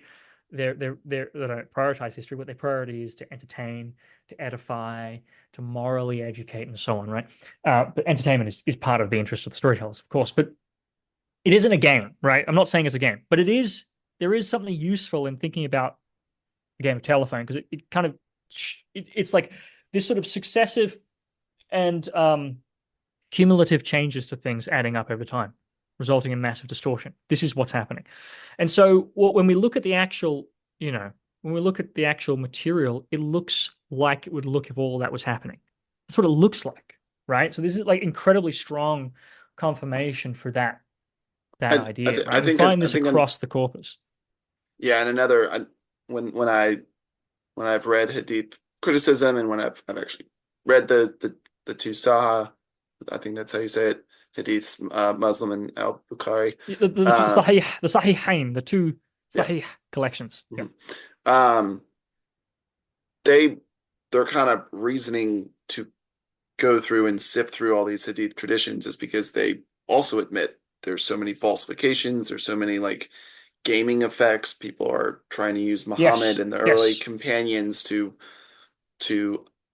buttress their own claims of power or wealth or blood lineage or something like that. So the fact that you not only have this kind of how you've described as a philosophical reasoning to distrust them, you have the kind of the criterion of embarrassment, right? Like they also admit that they had to do this because it was getting out of hand. Yes, although that's certainly true. Their reports and their assessments of there being mass fabrication of all kinds is definitely part of the equation. That's one of the problems that creates a general expectation that we're dealing with a lot of falsification that we should be skeptical, right? Although obviously they managed to screen out most of that stuff, and we just look and we think, well, you clearly that didn't actually happen. That didn't work. We find endless examples of all these kinds of things still in so-called Sahih material. So we just think their methods were not successful.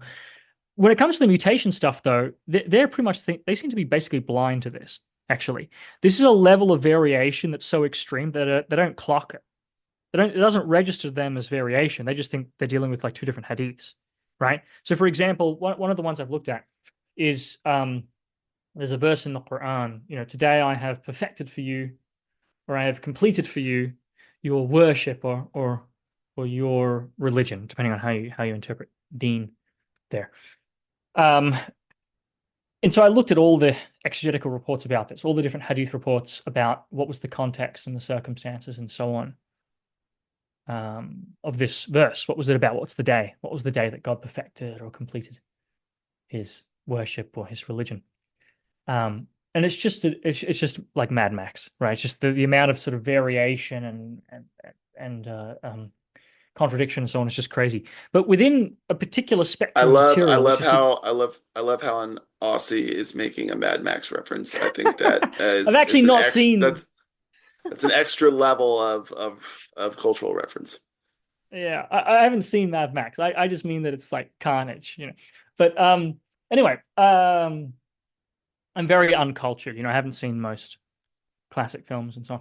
Anyway, so what was the point here? Yes, it's very chaotic situation, and even within all the material that agrees on a basic point, right? So you can sort of cluster the material into these different sort of sets, right? And so one set of the material thinks that the day was the day of Arafah, which is a day in the the Hajj, the Islamic pilgrimage ritual, but it's also referring to when the Prophet did that at the end of his life. So when he did that ritual as part of the Hajj, right? So that's the day. That's the day that God perfected or completed his religion or worship. So if you look at the stories about this, right, there's this wild variation between them. Um, and so, like for example, like one of them is like the basic idea is a a Jew or a group of Jews came to Omar, the second early ruler after Muhammad, and they said to Omar, if this verse had been revealed to us, we would have made the day a holiday. We would have made it an Eid, right? Sort of a holy day or a day of, a holiday. Um, and Omar says, which verse? And then they say, oh, it's this one, Uh, and then Omar says, well, actually, this, I know this day. This is the day of Arafah. It was a Friday, right? So in other words, it's two holidays in one, right? Friday is a kind of holiday, right? And or it's sort of Friday is kind of like the Muslim equivalent of Sunday, right? For Christians, I mean, I guess Saturday for Jews, right? For Muslims, it's Friday, and it was also the day of Arafah, which is another kind of Eid, right? So it's sort of two in one, right?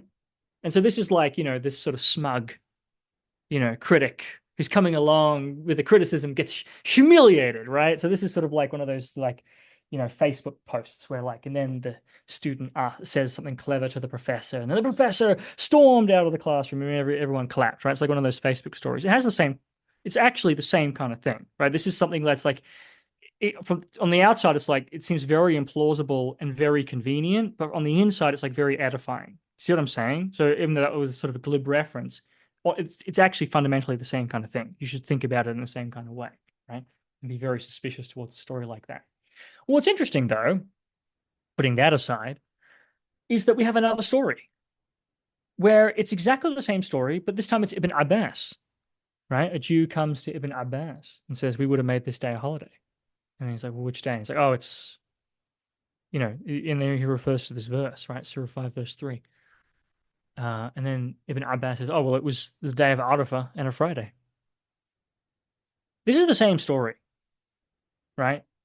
These are two variants of this. In fact, if you do a schematic analysis of the texts, right, if you sort of sort them into, because there's a lot of different versions of these stories, and you sort them into a sort of a family tree of texts, you can see that the Ibn Abbas version is that like, I don't know, it's hard to explain, but it's like it's on like an offshoot of a basic tradition, right? It's like a remix of the Omar version. There's actually ways to show it is a secondary remix of the Omar story, and even the Omar story I mentioned is actually a remix of earlier versions of the story, right? So you can tell that it's like several levels removed in terms of sort of its evolution, the evolution of the material, right? So it's like a remix, right? What's interesting is that both of these are labeled Sahih, right? Both of these reports, right? The one about Omar is all across the Sunni canon, right? It's in the Sahihain, and the version with Ibn Abbas is also labeled as Sahih by At-Tirmidhi in his Kitab al-Jami', right? They're both Sahih. Now, At-Tirmidhi was definitely aware of the other reports, so why didn't he throw this one out? Because he doesn't clock it. It doesn't clock as a variant. It's just another report. It's about a different character. Yeah, he's saying the same thing, but he's corroborating. He doesn't actually clock that this is a variant. This is a serious problem here. They just don't seem to clock that level of variation, actually, right? When it comes to the way that things are the extreme mutation, they're aware that things change in transmission, and they're aware that people muddle things. They don't seem to be aware of how extreme it is, though. They're not aware of how extreme it was early on, and so they just seem blind for the most part to that level of variation and that kind of problem. They seem blind also to the way that storytellers are composing stories, so that they'll just take these storyteller compositions and they just won't blink, right? They're aware of storytellers in general, right? That's one of the classic categories of people who make up hadith, but they don't actually understand how storytellers create hadiths, and therefore what it looks like if you have a hadith that is actually originated as a storyteller composition. They just don't seem to be aware of that sort of stuff. And I can't blame them. I mean, a lot of this stuff is only thanks to like very brilliant, modern scholarship that's building on all this like brilliant insights and stuff, right? So like I don't blame the hadith critics for operating 1,000 years ago and not having the benefit of more recent scholarship that's sort of figured out a lot of this stuff, right? So I think their scholarship is brilliant in its own right, right? And I like it a lot. I think it's very impressive. But obviously, in terms of if it's like truth tracking, if it works to actually consistently identify authentic and so on, then we have a huge problem because they just weren't good at that. So Um, yeah. are there any hadiths that reliably go back to Muhammad? Ones that have Uh, been maybe modern scholars have kind of sifted and been like, okay, this tracks. This lines up with Quranic, early Sirah, maybe some archaeological evidence, or at least extra Islamic evidence. Are there some hadith at the very least that on a probability level go back to Muhammad? yeah. There is no doubt in my mind, and I think most scholars would agree with this, that there is lots of authentic information or kernels that are preserved, scattered across the hadith corpus, right? Although it's so one thing I want to problematize immediately is the idea of an authentic hadith. Probably generally speaking, there may be exceptions. There probably are exceptions, but generally speaking, hadiths are not authentic or inauthentic. Like there isn't really an authentic hadith. Often what we're dealing with is this hadith is partially inauthentic. It contains later accretions and distortions, but it also contains authentic information. This is much more likely to be the situation that we're dealing with. There isn't really we want to break the false dichotomy between here is the sahih and here is the khata or the da'if. Right? Here's the true or the correct version, the sawab, and here's the erroneous version or a false version. Actually, in a sense, they're all da'if. Not all. In a sense that even the ones that are in some sense sahih are also going to be in some sense da'if. You see what I'm saying? It's like mixed. This is actually probably more what we're dealing with most of the time. And so it's okay. I'll give you an analogy. Textual criticism. When scholars are trying to reconstruct the text, or at least the Ausgangstext of the Gospel of Mark, right? The earliest sort of common ancestor version, which may be the one from the author, or it may be, I don't know, a later copy that is the common ancestor of all available versions, whatever. Let's not get into that. But the point is, whatever, they're trying to reconstruct the common ancestor text, right? There is no single, here it is. It's Codex Sinaiticus. There we go. That's it. This is the original version. No, you have to figure out the original from all the available testimonies, all the available manuscripts. The truth is found across all of them, right? And you have to use, you whatever methods, reasoning, whatever, which of the variants could have given rise to the others, blah, blah, blah. And then you sort of are able to see, this reading in here is in the original, or probably in the original. And this reading over here was probably in the original. And this one in this manuscript, and this one in this manuscript. And you are able to synthesize the truth, so to speak, or whatever, the probable original version, from multiple sources, right? It's going to be the same with hadith, right? We should dispense with thinking about a hadith that is just straightforwardly true or a hadith that is straightforwardly false. I think probably there may be some hadiths that actually are just completely true, maybe. Much more common is going to be hadiths that are just straightforwardly false.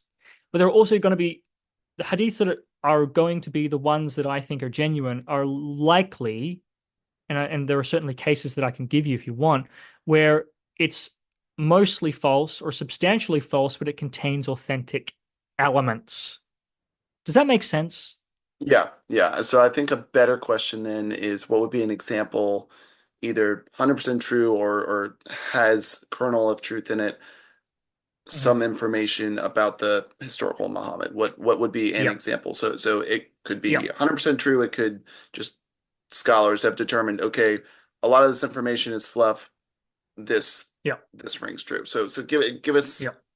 a a hadith or a somewhat of an example of information from a hadith that Yeah. Yeah. scholars Yeah. believe go back to the historical Muhammad. Right.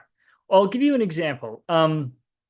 So I think it's beyond question that Muhammad married Aisha.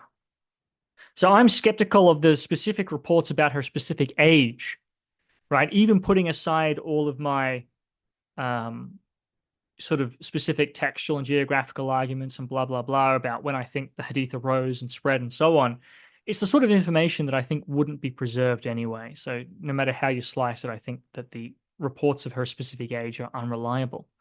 But the fact that Aisha married the Prophet, I think, is beyond question. It's sort of attested everywhere by everyone. It's attested by friends and foes alike, right?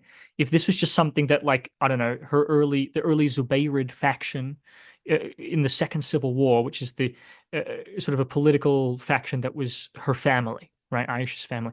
Um, her nephew, Abdullah ibn Zubair, right? He was leading a faction. We call them the Zubayrids, right? It's actually the faction of, really, you could see it as the faction of the family of Abu Bakr, which is Aisha's father, who was the second ruler. Anyway, sorry, I'm overcomplicating it. The point is, we have an early faction, we have the Zubayrids, and they're closely tied with Aisha, and so obviously they love Aisha, and they probably want to make Aisha look good, right?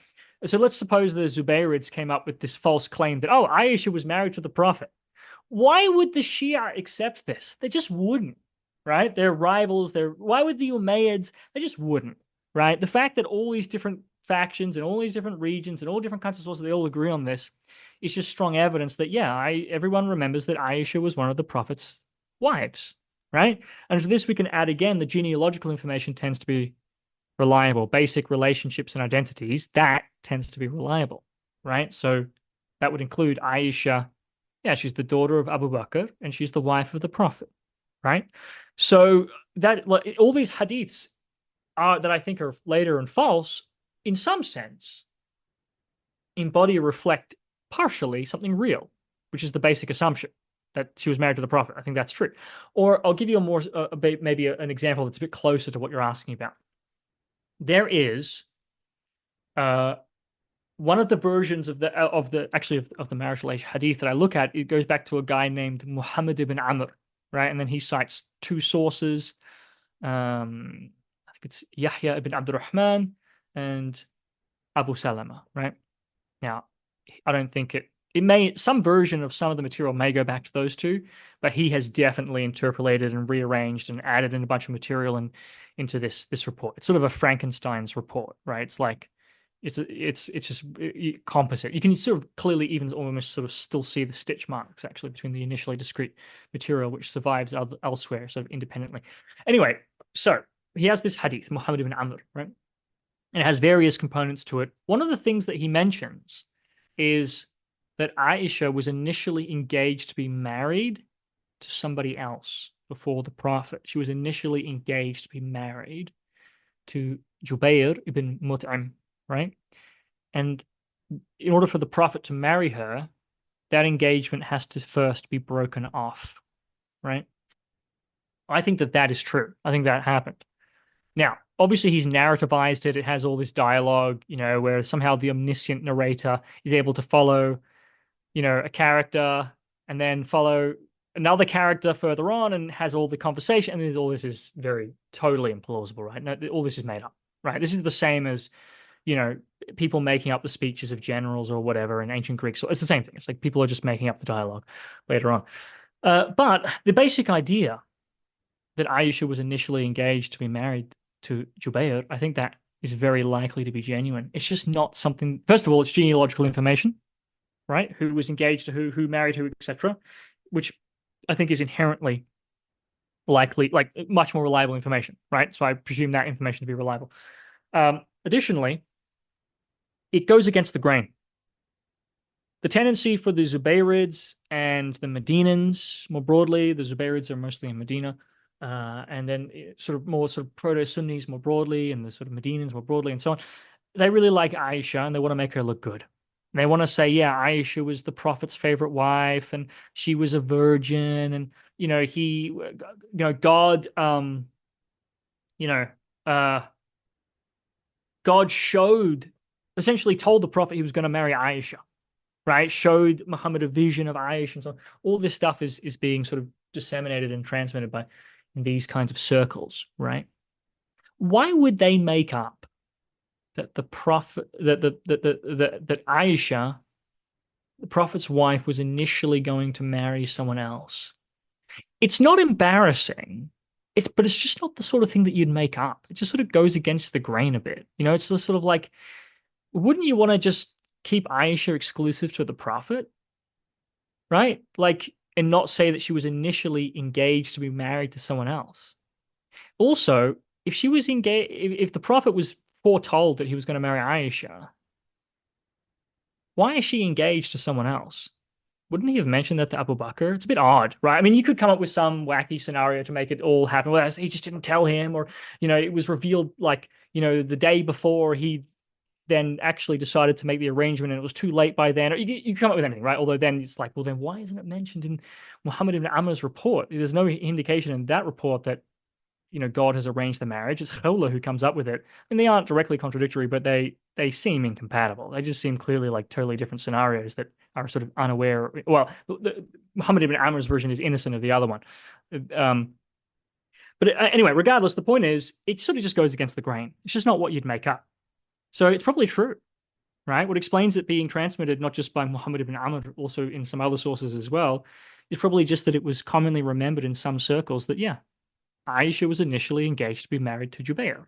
And that arrangement was broken off and she ended up marrying the Prophet instead. And so that's an element in his story that I think is authentic. Excellent answer. Um, we just had a great deep dive on Hadith literature and answering some questions there. For trying to triangulate the historical Muhammad, what are some of the non-Islamic sources that you've mentioned that scholars might work with, especially obviously polemical and biased, but some of the early Christian sources or writings, epistles, letters. What are some of those that detail that we might mine some historical Muhammad detail out of? Yeah. Yeah, so probably the most famous one and the most useful one is an Armenian source, right? It was originally thought to be it's an Armenian chronicle written in like the 660s CE, right? So like 30 years after Muhammad, in the reign of Muawiyah. Um, and this was originally attributed to a guy named Sabaeus, but that's now known to be unlikely, right? So we don't know who the author is. So we call it pseudo Sabaeus, right? So an anonymous Armenian chronicler, and he's citing stuff that he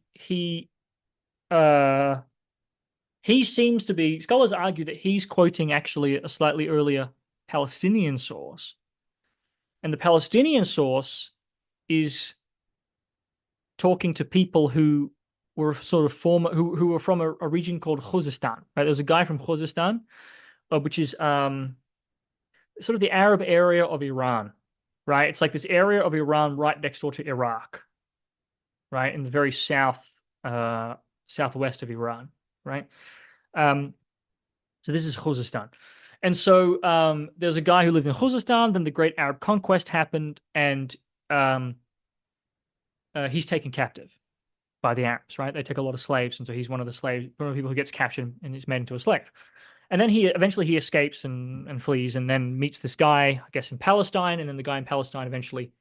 There's actually Armenia and a lot of these Christian places are quite linked to Palestine in this time period, right? There's a bit of flow of information to and from Palestine. It's sort of a hub for Christian scholarship, right? And so it ends up in Armenia. So it may seem far flung, but actually Armenia, there are links between Armenia and Palestine, right? Intellectual Christian sort of scholarly links.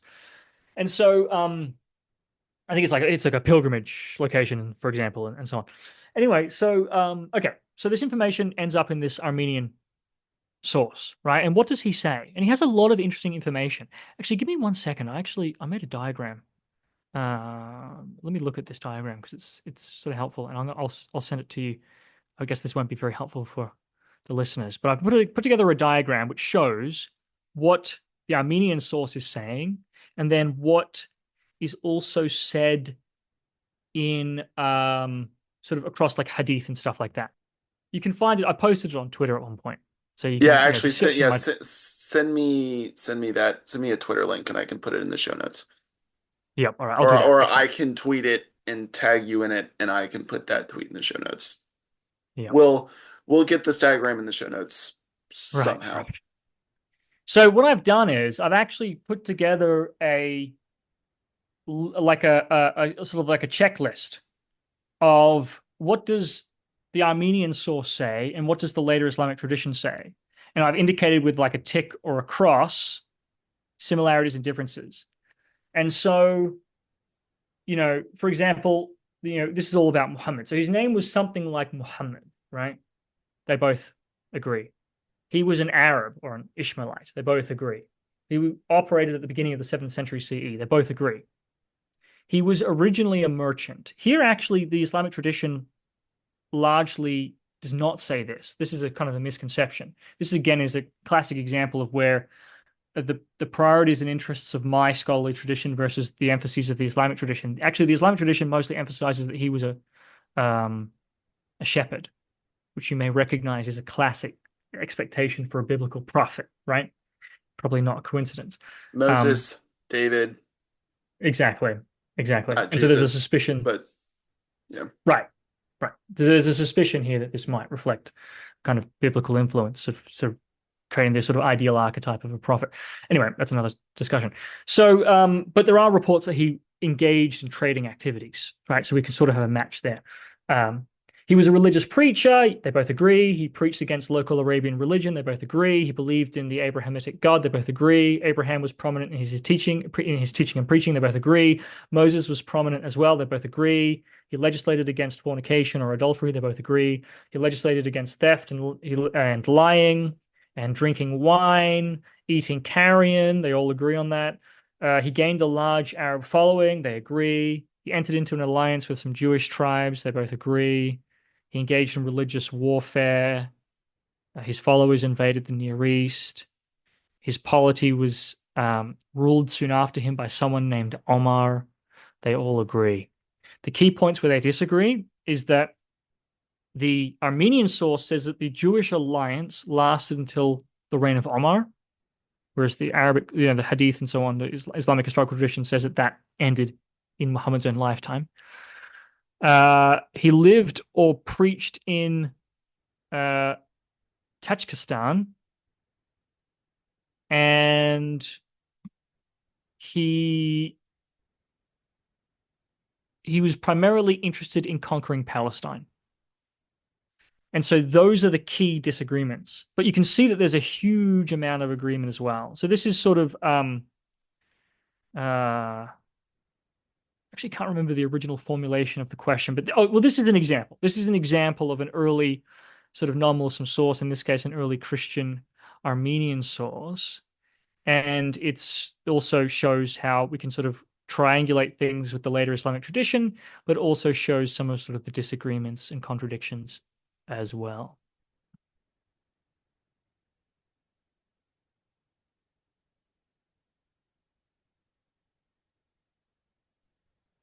There have been a few secular and academic biographies of Muhammad that have been published over the last 15 years or so. Juan Cole, Stephen Shoemaker, who's already been mentioned, Robert Hoyland, who's been mentioned, Sean Anthony, Tom Holland, not really, but to some extent. Which of these do you think which of these are the most academic? Which of these are the most accessible? How do Mm. these hold up together? What's the kind of stream these scholars are working in? Yeah, we can. I may add one or two people I in that don't, you didn't I don't, mention. yeah, yeah, add one more. I don't think we need a breakdown of every single one because that will be a next question. But yeah, with general, how are these, how are these working in synchronicity? Synchronicity. No, I'll edit that out. Um, how do these compare and contrast to the um traditional, roughly traditional biography we went over in the beginning? Do Yeah. these largely do these largely work together towards the tradition? Do these Hmm. kind of work question but still uphold a lot of the same stuff to some of them, or Hmm. do they completely reject a lot of the traditional narrative? Right. What are these confirming? What are these denying? How are they holding up against the traditional narrative? Right. So you want me to focus on Juan Cole, Stephen Shoemaker? The those are and maybe a few others that I don't know about. But what is the what are these secular academic biographies of Muhammad? What are they generally Hmm. treating as a biography of him? Yeah. What are the academic consensi, I guess, Hmm. that biographies of secular and academic biographies of Muhammad overlap together Yeah. on? Um, I got they there. I tend, got there. yeah, they tend to agree on the basics, right? Um, so they tend to agree that, okay, how do I put this? If someone is actually writing a biography of Muhammad, they necessarily have to be uh, drawing heavily upon the traditional Islamic sources, the Hadith and the um, sort of Sirah Maghazi literature. You can't. It's very hard to write a biography of Muhammad without doing that. So, to that extent, they all end up being fundamentally similar in that they all take a kind of common starting point, right? So they end up sort of, there's a guy named Muhammad. He leads a religious movement, in Arabia, etc., etc., right? It's when it comes to the specifics that they start to really disagree, right? Um, so, for example, some Victorian era writers thought he was like a con artist or an epileptic. Both of these views, I think, have pretty much fallen to the wayside. I don't know of any serious scholars who argue for either view. William Montgomery Watt, um, he was he's a sort of a famous Scottish scholar. He saw Muhammad as primarily like a social reformer. Um, Patricia Croner doesn't really give a biography of Muhammad, but she gives a kind of model of probably what he was doing, right? Not really a biography, but just an assessment of functionally, socially, politically, what is going on with him and his movement. And she argued that he was a nativist prophet, right? Let me think of, is there a famous example I can think of? They're sort of they aren't really they were big in sort of the colonial era. A common thing that happens when uh much more powerful forces invade and dominate a population that views them to be outsiders, but that lacks conventional means of resistance. A common outcome is a kind of eschatological and charismatic prophet will emerge who uses their authority and their sort of uh, uh, eschatological preaching to serve as a rationalization for these people to sort of rally and come together and to justify their resistance and rising up against their perceived foreign oppressors, right?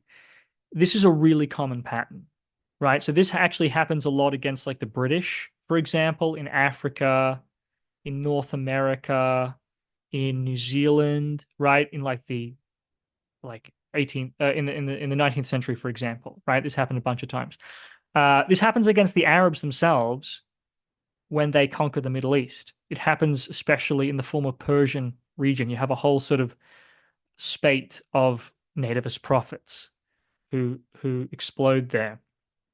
And what Kroner is arguing is that Muhammad himself was embodying exactly the same dynamic, that he was one of these nativist prophets, and that his movement served to sort of galvanize and rationalize these sort of stateless, tribally divided Arabs into a unified movement to resist the unprecedented Roman and Persian domination of Arabia. And what's typical of these movements is that they combine ideas and elements of the foreign dominators with local traditions, right? This is very typical. I guess it's something like it's sort of like you're taking the foreign god and then saying, actually, he's on our side, right? It's sort of like, it's like a move like that, right? And I guess the idea is that the purely traditional religious ideas have sort of, to some degree, are ineffective. They're obviously not working because you've just been dominated. So there's something the foreigners have that seems to be effective, but you also want to rationalize and galvanize and justify your side in resisting. So an obvious move then is going to be that you then incorporate elements from the successful conquerors and then use it against them.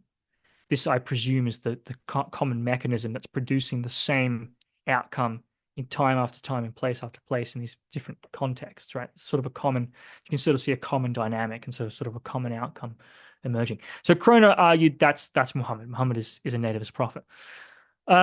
Stephen Shoemaker argues that he was a sort of militaristic eschatological herald, right? Like a eschatological, prophet, and militaristic prophet, right? He also thinks that he had a sort of a community of believers as well, right? So Shoemaker accepts a version of the sort of pan-Abrahamic or pan-Abrahamitic hypothesis that Muhammad is actually leading some sort of coalition that includes Jews and Christians as well.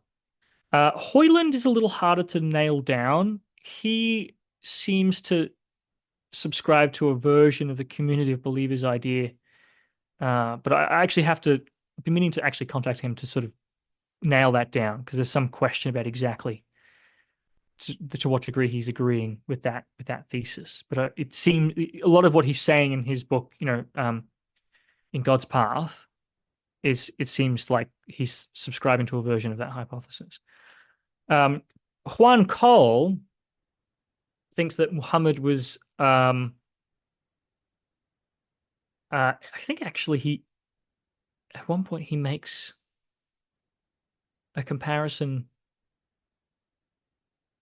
to Martin Luther King Jr., actually. But he has this idea that Muhammad is kind of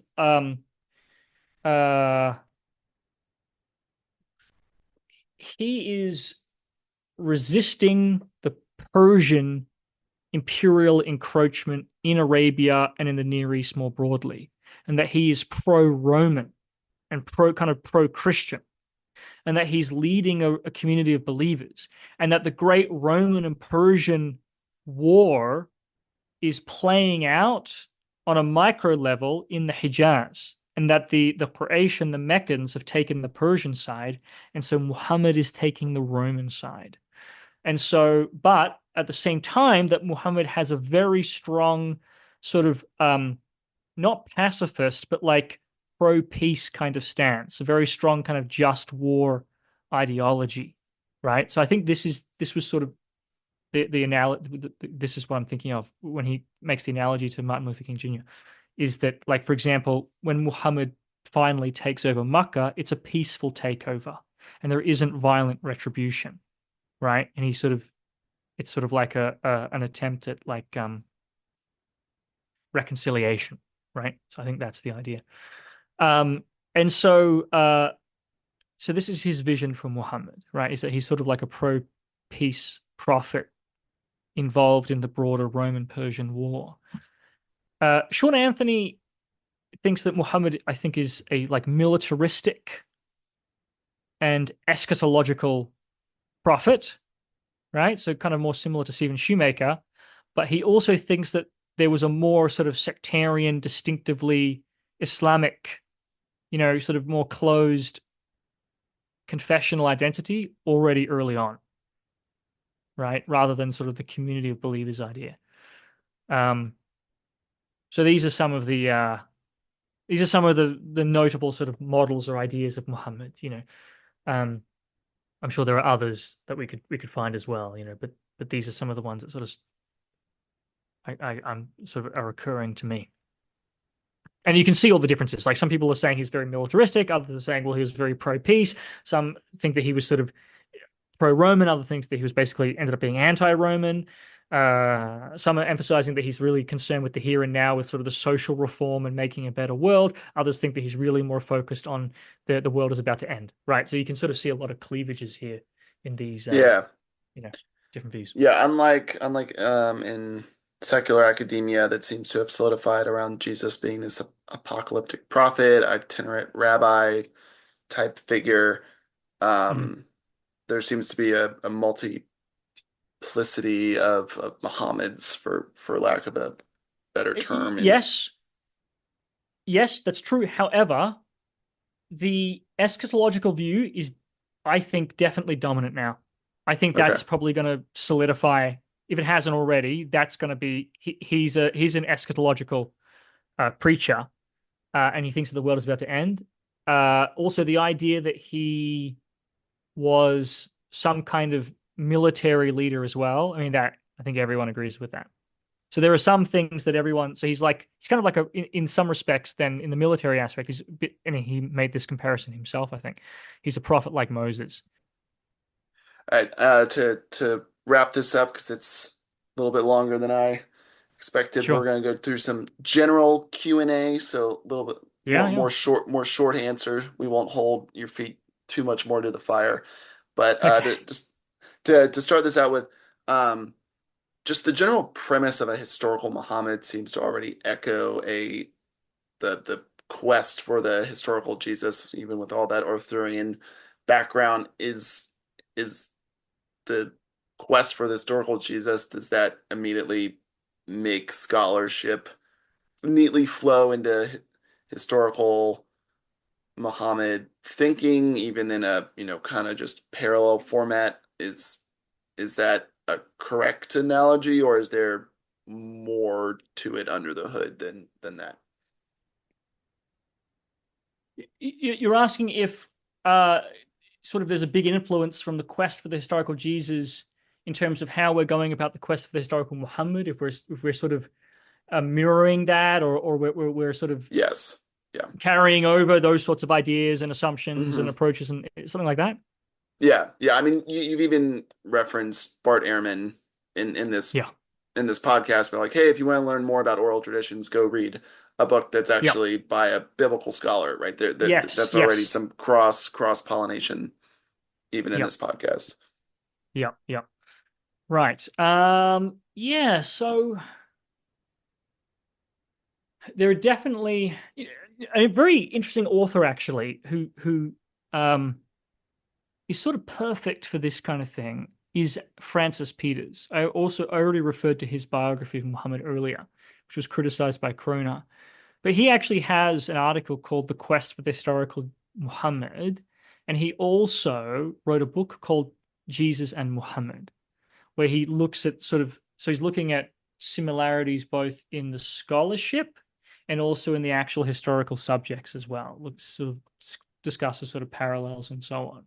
Um, he was I think he was originally set to be a Jesuit or something, but he didn't end up becoming one. But he was a Catholic scholar, um, and unfortunately he's passed away now. So, but he would have been sort of perfect if you wanted someone on to more fully discuss that subject. He maybe would have been a good person to ask. But anyway, so there are some people who are very explicit in drawing the connections and so on, and certainly the um the approach that scholars are taking, sort of the secular or critical, whatever, scholars are taking in biblical studies and in early Christian studies and so on, is the same fundamental approach that's being taken in our tradition, right?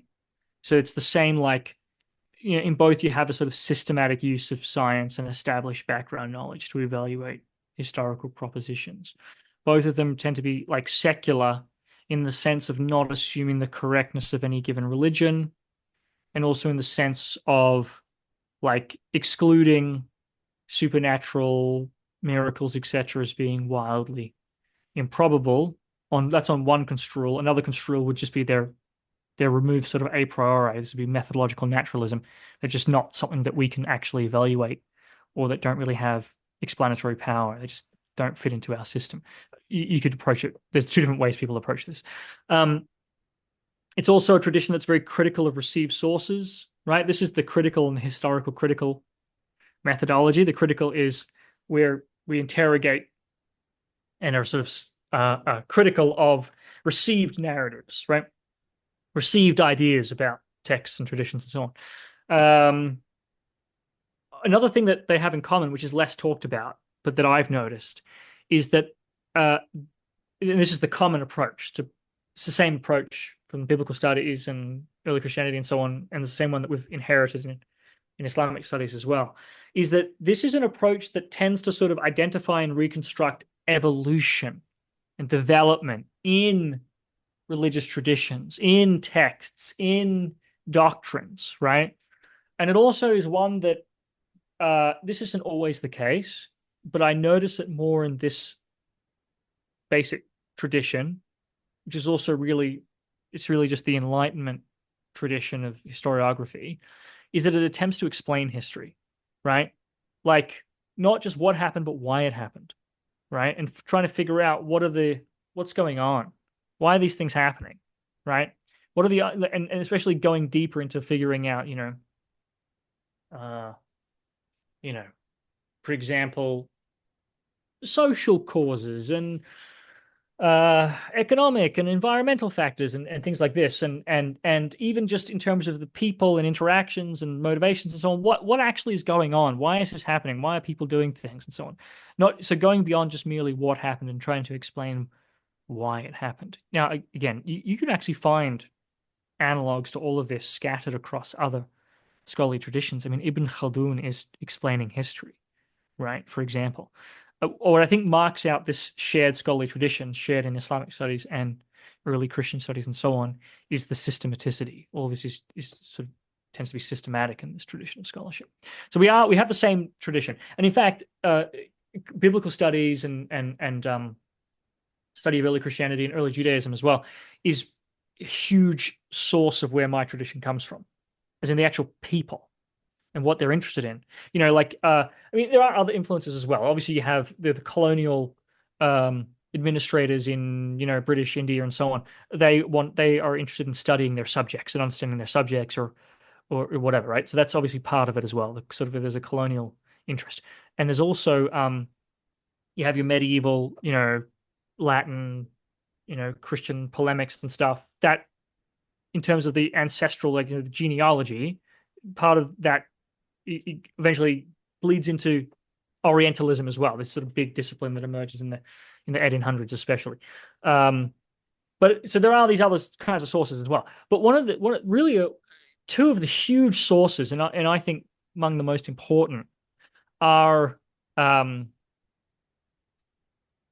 are Christians who, from the Renaissance onwards, right?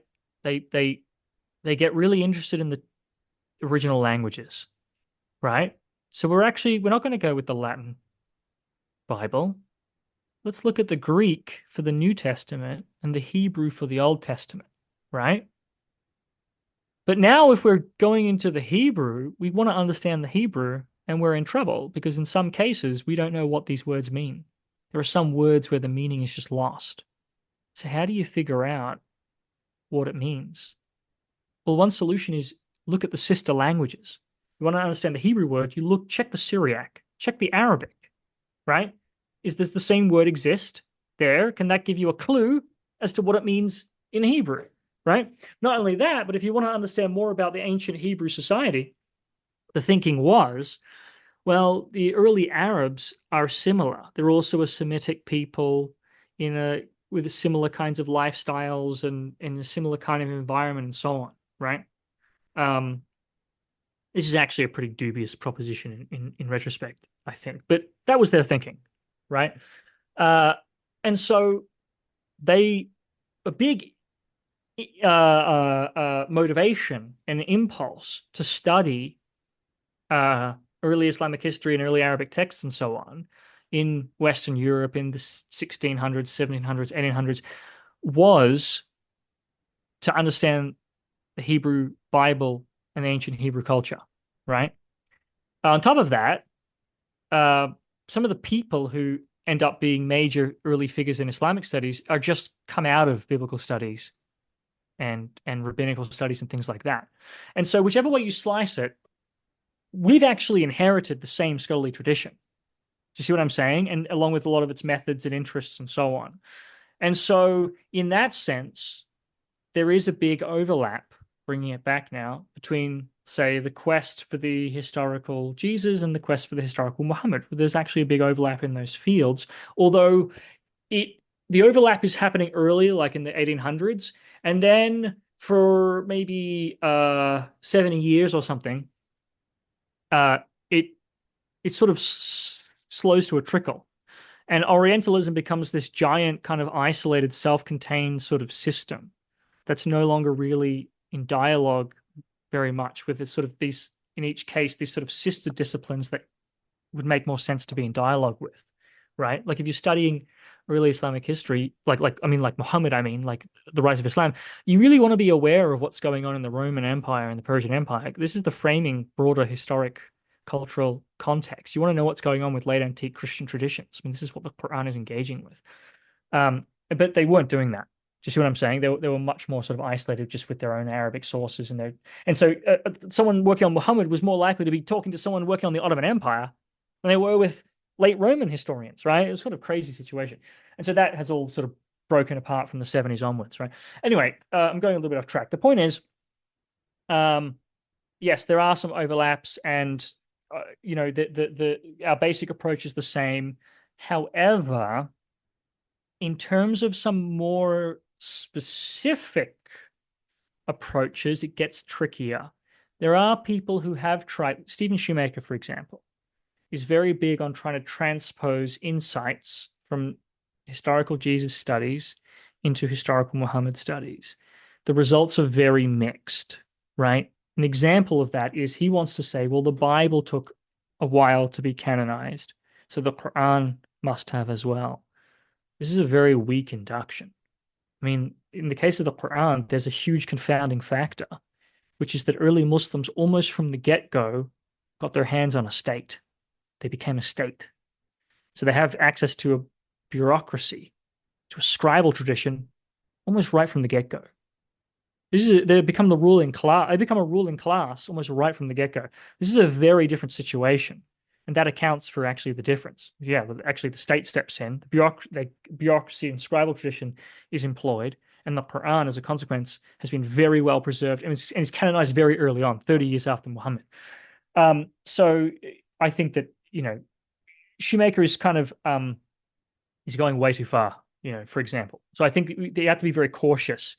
If the conditions are the same and the same mechanisms are present, it's reasonable to then to transpose the insights. But if the conditions and mechanisms are different, you can't. I think it's you're in trouble. And I think that, for example, applies a lot to Shoemaker.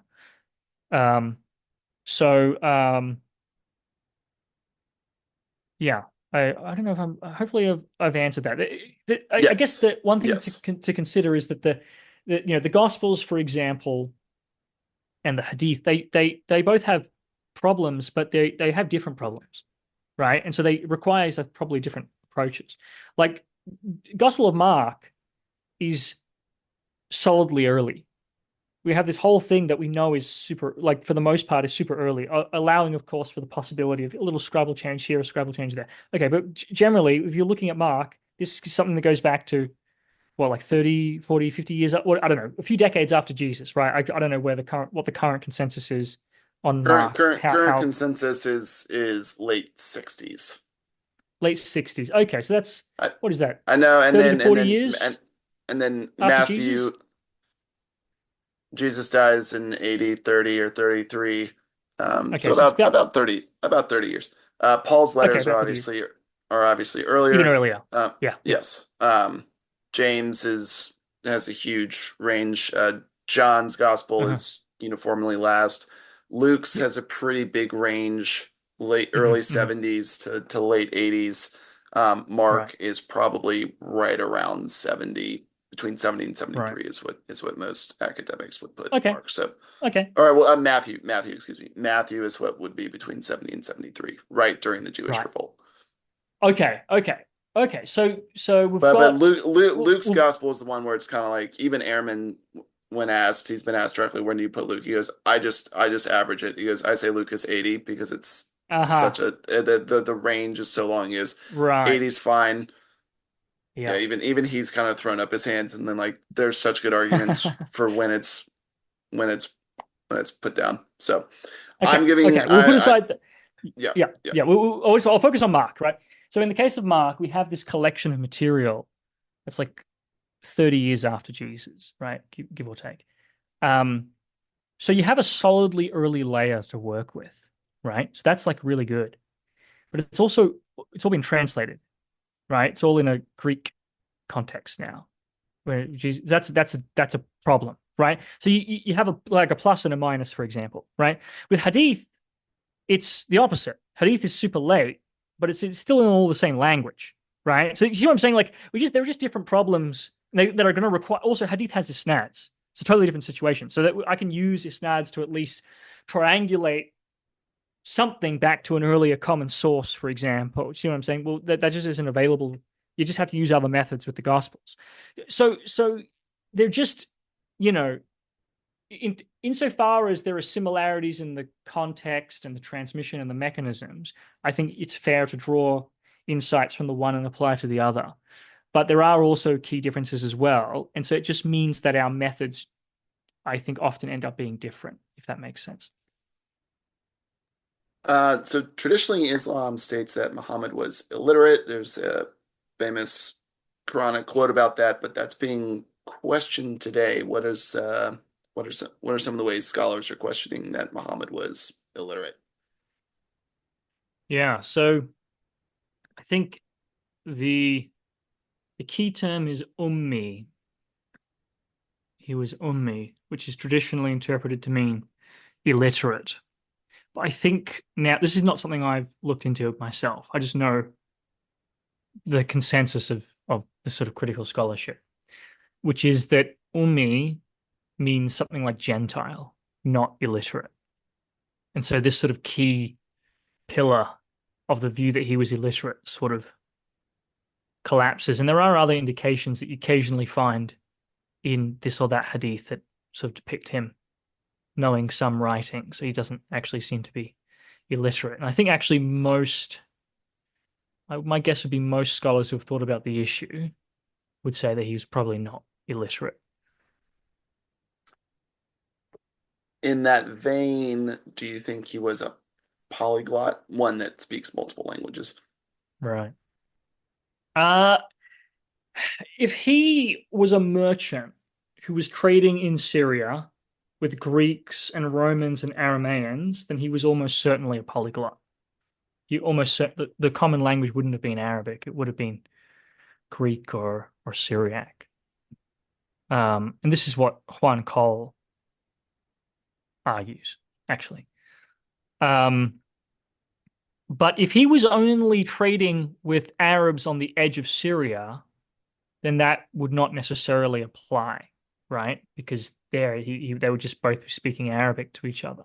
And then it's those Arabs on the edge of Syria, they're the ones who make the final leg, taking Muhammad, if he was a merchant, which seems probable, and the Quraysh generally were merchants. That's how primarily how they were making their money. That they were selling leather. They would sort of buy up or produce um, sort of pastoralist products in their environment in the Hijaz, right? So like leather and like cottage cheese, clarified butter, this kind of stuff. And they would, especially leather and leather products, and they would take that up to Syria and sell it. And and so if Muhammad was trading, this is what he would have been selling.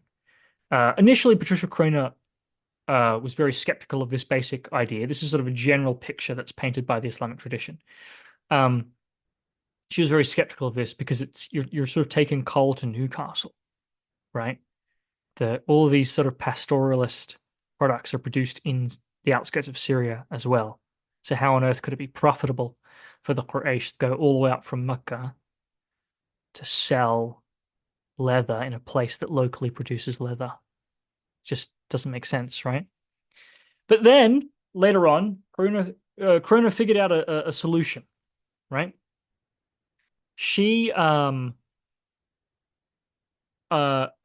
in the Roman military because it turns out the Roman military consumed colossal quantities of leather, and that would account for how it is that the Quraysh are able to make a profit taking leather all the way up to Syria, because the Roman military would exhaust the local supply and still have demand, right? So that if you just posit that, now that's not directly attested.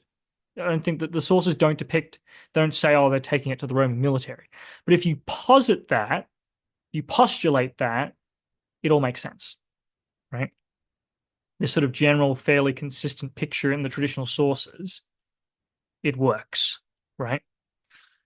And so, but in that picture, the people who the Quraysh are actually depicted as selling to is not directly the Romans. It's like local Arab trade fairs and stuff in outer Syria, right? And so what that means is that if that's right, then I think Cole's argument doesn't succeed. There isn't really any necessity for Muhammad to know Syriac or Greek. Probably knew a few words, but whether or not he probably substantially knew those languages, I don't know. But yeah, so I don't know if many scholars have really talked about this. The only scholar I can really think of is Juan Cole. And he may be right, he may be wrong. I'm not sure. I don't know. I don't have a view on this. You do have a Sorry, I don't know. view. That may be Yeah. an unsatisfying response, but that's just, Well, some of these things I that's just don't know. it's an honest response. I know, however, that you do have a view about Muhammad's favorite wife, Aisha, which we've already talked about a little bit. I believe you did your PhD on her age specifically. Traditionally, I know not in all the Hadith sources, but in the ones that are kind of re-enveloped into what one might consider a traditional biography, is that Aisha is 6 when she marries Muhammad. He's in his 50s. Their marriage is then consummated later. She's 9, maybe 10. He's still in his 50s. Um, that's now being questioned in a variety of ways, both from you and I've even read some traditional Islamic apologetics on her age. Uh, Mhm, mhm. is that more of a just a modern critique on like, this doesn't really sit right, or is there actual um, traditional early reports that make it more likely that she was perhaps a much more palatable age Uh-huh. for modern ears? Right. Yeah, so there's definitely a huge amount of modern sort of ick reaction going on in a lot of or probably the overwhelming majority of the apologetics, the sort of on the Islamic side, the apologetics are saying that she was older, right? I think that's sort of unquestionable that's a big factor. Although that's probably quite an uncharitable way to look at it, right? So the traditionalists who like traditionalists are actually divided on this, right? There are some traditionalists who think that actually she was older. So I'm not saying that on one side there's traditionalists, on the other side there's modernists. But those traditionalists who do want to really stick with you know, the view that the traditional picture, which is, sorry, just to clarify, so the dominant hadiths on this, especially the hadith of Hisham ibn Urwa, is that she was engaged. The marriage was arranged when she was 6 or 7, and then it consummated when she was 9. So that's still young, but it was not as the consummation was when she was the actual them actually living together and so on. Was from age 9, right? That's the dominant sort of that's the traditional view, shall we say? Although there are other hadiths that actually say different things. But anyway, all of the different variants and probably how they arose, all that I cover in my PhD dissertation. So that's the traditional view, right? So first of all, so traditionalists who want to defend that traditional view, Sunni traditionalists in particular, this is primarily preserved in the Sunni tradition, although there is actually a version in the Ibaldi canon as well. It's referred to in a Shi'i hadith also. But anyway, it's primarily a Sunni thing, right? It's in the Sunni canon, and the Sunnis are the most interested in it. So anyway, among Sunni traditionalists who want to defend this hadith, that's what they say. They say, look, all of you modernist Muslims who are criticizing this, you are just influenced by modern Western cultural norms, right? 100 years ago, it was just arbitrarily decided in the West. Actually, we're going to flip on a dime.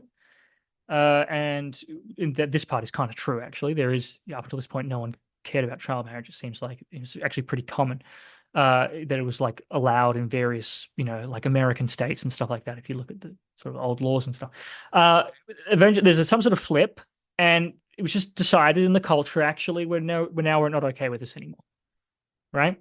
And so then through sort of imperialism and sort of just the vast sort of economic and political and social influence of the West, of the sort of advanced industrial economies of the West, their cultural preferences, or our cultural preferences, have just been boosted everywhere. And this has affected all of these modernists who are now just, feeling sort of self-conscious and self-hating. And then they just want to sort of say, actually, no, she wasn't that young.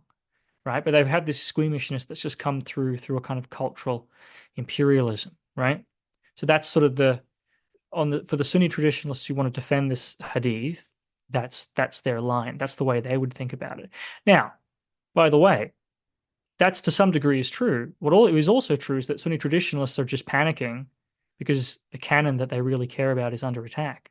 They're no less motivated. Right. But everyone has their motivation, right, on either side of that debate. I also think that cultural imperialism they're talking about has infected them as well. And I think that usually they're actually also uncomfortable. And it's just a kind of rhetorical move to say, what's the problem with this? And I think actually most of them, they do feel like there's a problem as well. So ironically, I think they're just taking sort of a nominal position, but they do actually are bothered by it. Anyway, but their way of thinking about it, those traditionalists who are in fierce defense of the hadith, their construal is kind of uncharitable, in my opinion. There's another way of understanding the modernist position. And I don't accept these sort of modernist Muslims. I actually don't accept their arguments. I think their arguments are generally bad. And I'll get to that in a moment. I have different reasons for rejecting this hadith. But I think that they're being treated uncharitably. What the modernists are saying is, well, it turns out with modern science, we've just realized that there's a problem. It doesn't matter that no one before this point really realized that there was a problem. There is actually a problem, which is that child marriage tends to be very bad, like has a very bad health effects on girls, right? Like the physical act of sex with a child can often be very damaging, and pregnancies that result from acts like that have a very high chance of resulting in miscarriages and complications, right? And there are sort of research papers on this sort of thing if anyone needs sort of scientific proof of that. And so what they're saying is, well, so the problem isn't that we've just acquired a cultural convention like, oh, now we eat with knives and forks. Now we think child marriage is bad. There's something about, like, there's also a moral component, and there's this modern discovery that has backwards moral implications, right? This would be, okay, to give you a very sort of a simple analogy, this would be like discovering that Muhammad is contradicting our modern understanding of physics. It'd be weird to say, you just adopted Newton's, preferences. It's like, no, there's a much more serious problem there. I think that's a much more charitable way of understanding the modernist perspective. I'm not saying that part of it isn't just that they are like, just influenced by sort of Western cultural hegemony. That's obviously part of it. And that's obviously actually going to apply to those traditionalists I'm talking about as well. But there's also a steelman version of this that you can construct. where it isn't just like an arbitrary cultural preference, like, well, now we use knives and forks, now we think child marriage is bad. But there's a way that modern discoveries have retrospective effects on the prophet and on his status as a normative, as an exemplar, and so on. And if you think that our modern understanding of the effects and the processes of child marriage are bad, if you think the prophet is good, you would have to infer that there's a problem here and that the prophet couldn't have done this. That's a much more charitable way of understanding this.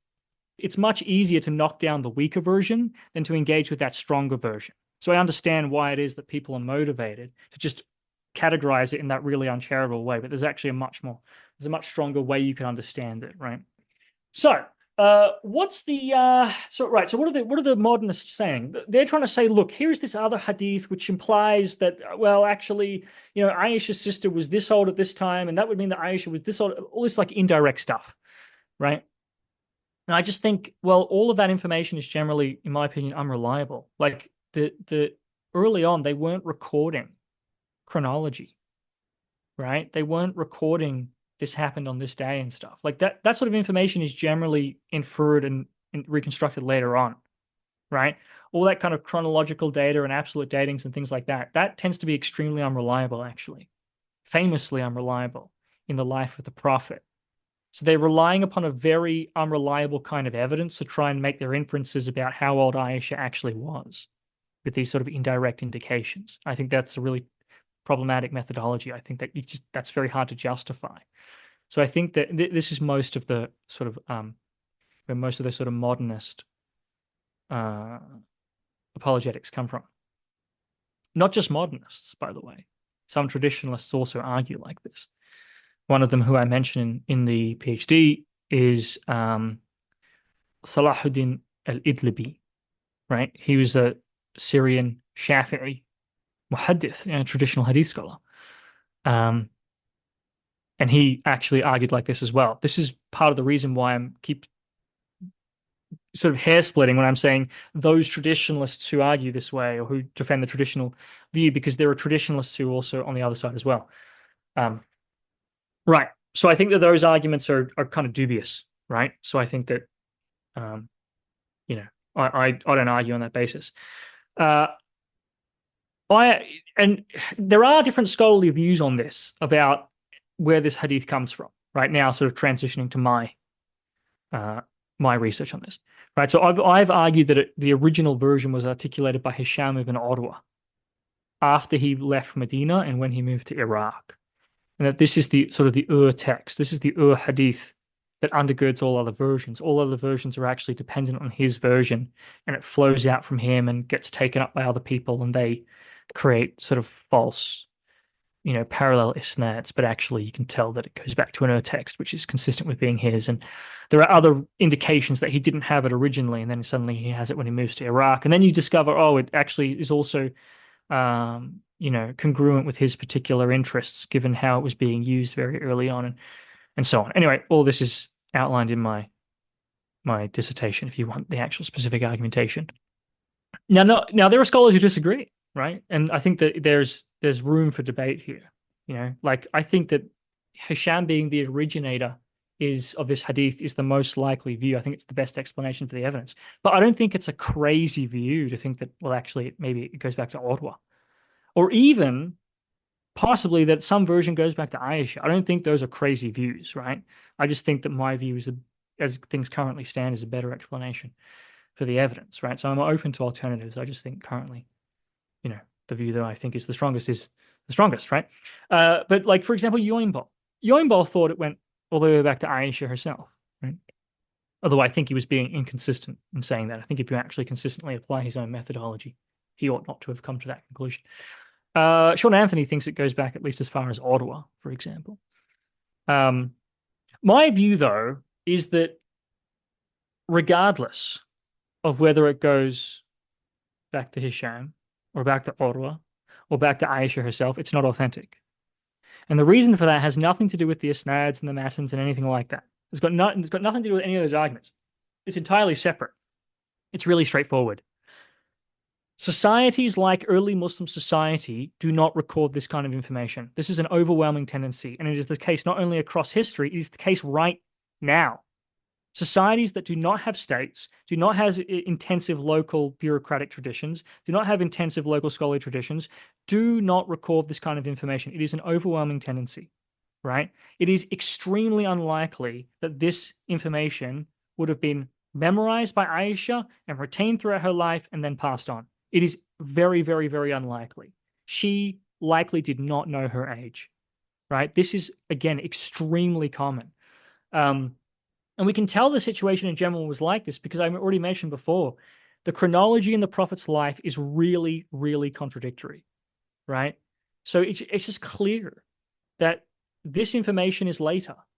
That they don't have, and even not even it's like the time period where people start to systematically record this kind of information is surprisingly late. If you look at early hadith transmitters, there are lots and lots of very contradictory when they were born, if that's recorded at all, which it often isn't. And there's a lot of contradictions about when people died. And the reason is that it wasn't recorded. That information is being inferred later on from people's positions in the isnads. And so different people are inferring differently, but they're using similar data. So they're coming to similar range, but still contradictory, right? And that's happening in the 8th century, right? It's only worse the earlier we go, right? And in the Islamic calendar was adopted reportedly in the reign of Omar, for example. That's decades later, right? And it just doesn't seem like people were recording this kind of information in general. So it just, even if it really in some version, let's say the evidence changes or there's some sort of breakthrough and we discover actually there's the ur-text of this hadith really it goes back to Aisha herself. You would still have strong reason to think that it's inauthentic. It's very unlikely that she would have known how old she was and how old she was when the Prophet married her and consummated marriage with her. So then, how old do you posit she was? Or I mean, I guess we don't know a definitive age. I think both Christian apologists, Muslim apologists, I think a lot of people put too much emphasis on betrothal at 6. That's very common to be betrothed early on. I don't really think there's much of a problem there.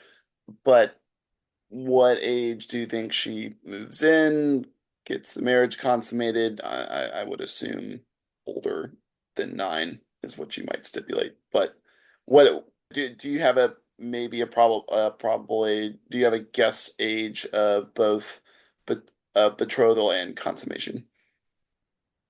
You can Um, say I don't know, just not those. betrothal, betrothal is trickier.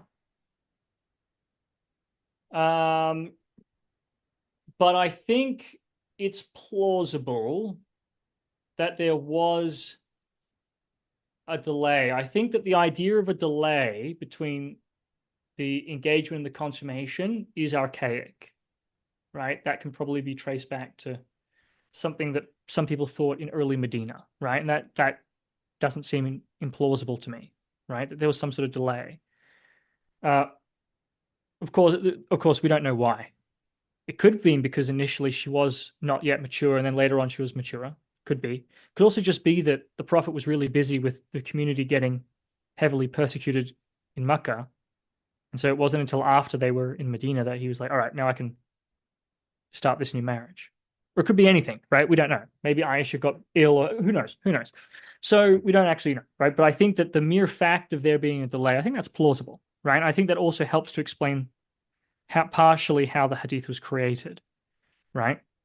Because I think the earliest version of this hadith is Aisha was engaged to be married at 6 or 7 and consummated at 9. Now, if you had an approximate 2 to 3 year gap in mind, that would explain why 6 or 7 is vague. Because you're starting with, okay, you start by positing 9, and then as for the consummation, and then in light of the existing idea that there's some sort of gap, it automatically generates a fuzzy early range for the engagement if you have a kind of fuzzy idea about there's some sort of gap, right? Um, so but in terms of okay, so I think that the engagement, the idea that there was a delay, I think that's plausible.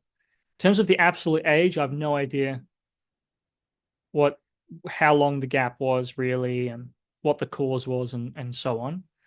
Uh, However, in terms of the consummation, and if we retained a 2 to 3 year gap, if we wanted to retain that, then like at that exact amount, well, it's not, it's an inherently fuzzy amount, but whatever. Then we could, then you just apply it to what I'm about to say. Um, in other words, like Hisham ibn Urwa, as I argue, we too, if we start from an absolute age for the consummation, are then able to automatically generate an approximation for the marital age as well. It's just if we put the age of consummation older, then our age of engagement is correspondingly going to be older as well if we retain that 2 to 3 year sort of gap. Anyway, so right, so the real question then is the consummation. The short answer is I don't know. The long answer is if Aisha was indeed a virgin, which I think is plausible, uh, then I think that based on prior probability, the most likely age for first marriage, i.e., of a virgin, would be 12 to 14, like consummation, I mean, marital consummation, more on the 14 side, because this is the sort of common idea or the common convention all across the ancient world.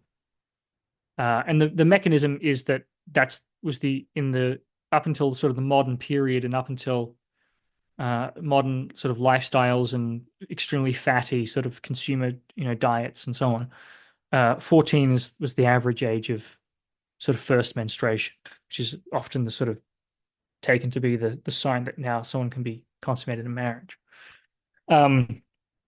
However, again, if there was a delay, if you thought that the delay doesn't, it doesn't, if you thought that the delay between the engagement and the consummation is not a delay that initially she's not physically ready and then later she is physically ready, if you thought it was something else, then that kind of actually goes out the window.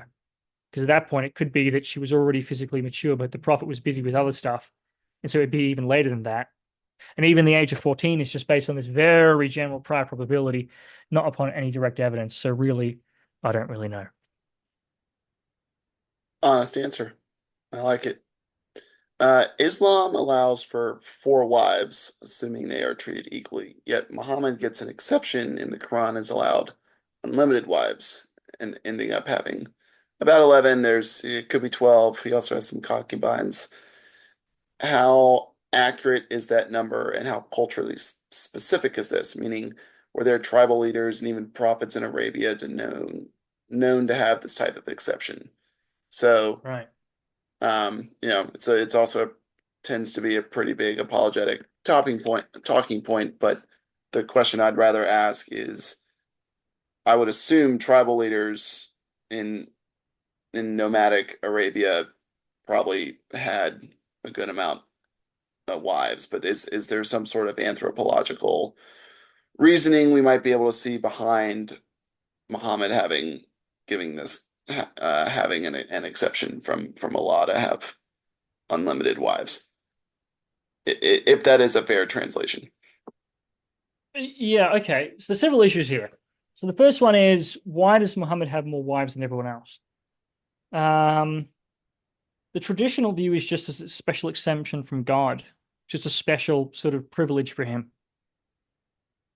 Um, the modern apologetical idea, this is something that some sort of Muslim apologists will say in the current time, they'll try and find a functional purpose for it, right?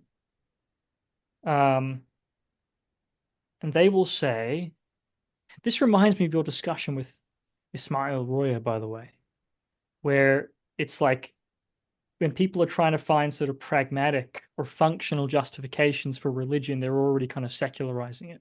Just hit me that this is sort of like that. The original view is just, look, God, it's just God says it. That's it.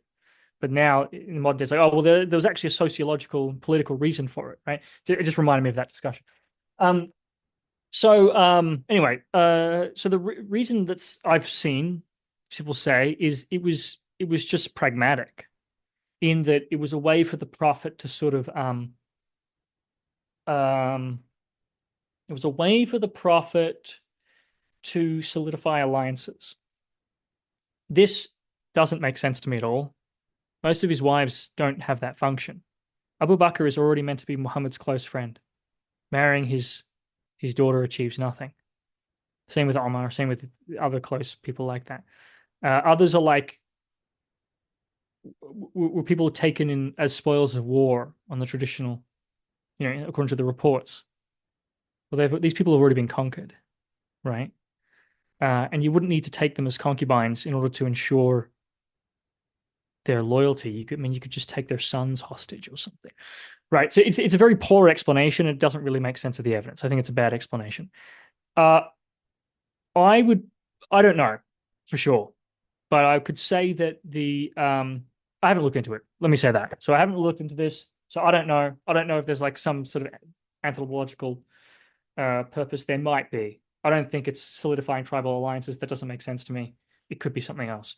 That being said, I would say that the dominant view in sort of critical scholarship is historically. I mean, again, there's a bit of a lacuna, there's a bit of a gap in the scholarship where we stopped talking about the historical Muhammad for a few decades, thanks to Patricia Crone and all these other people.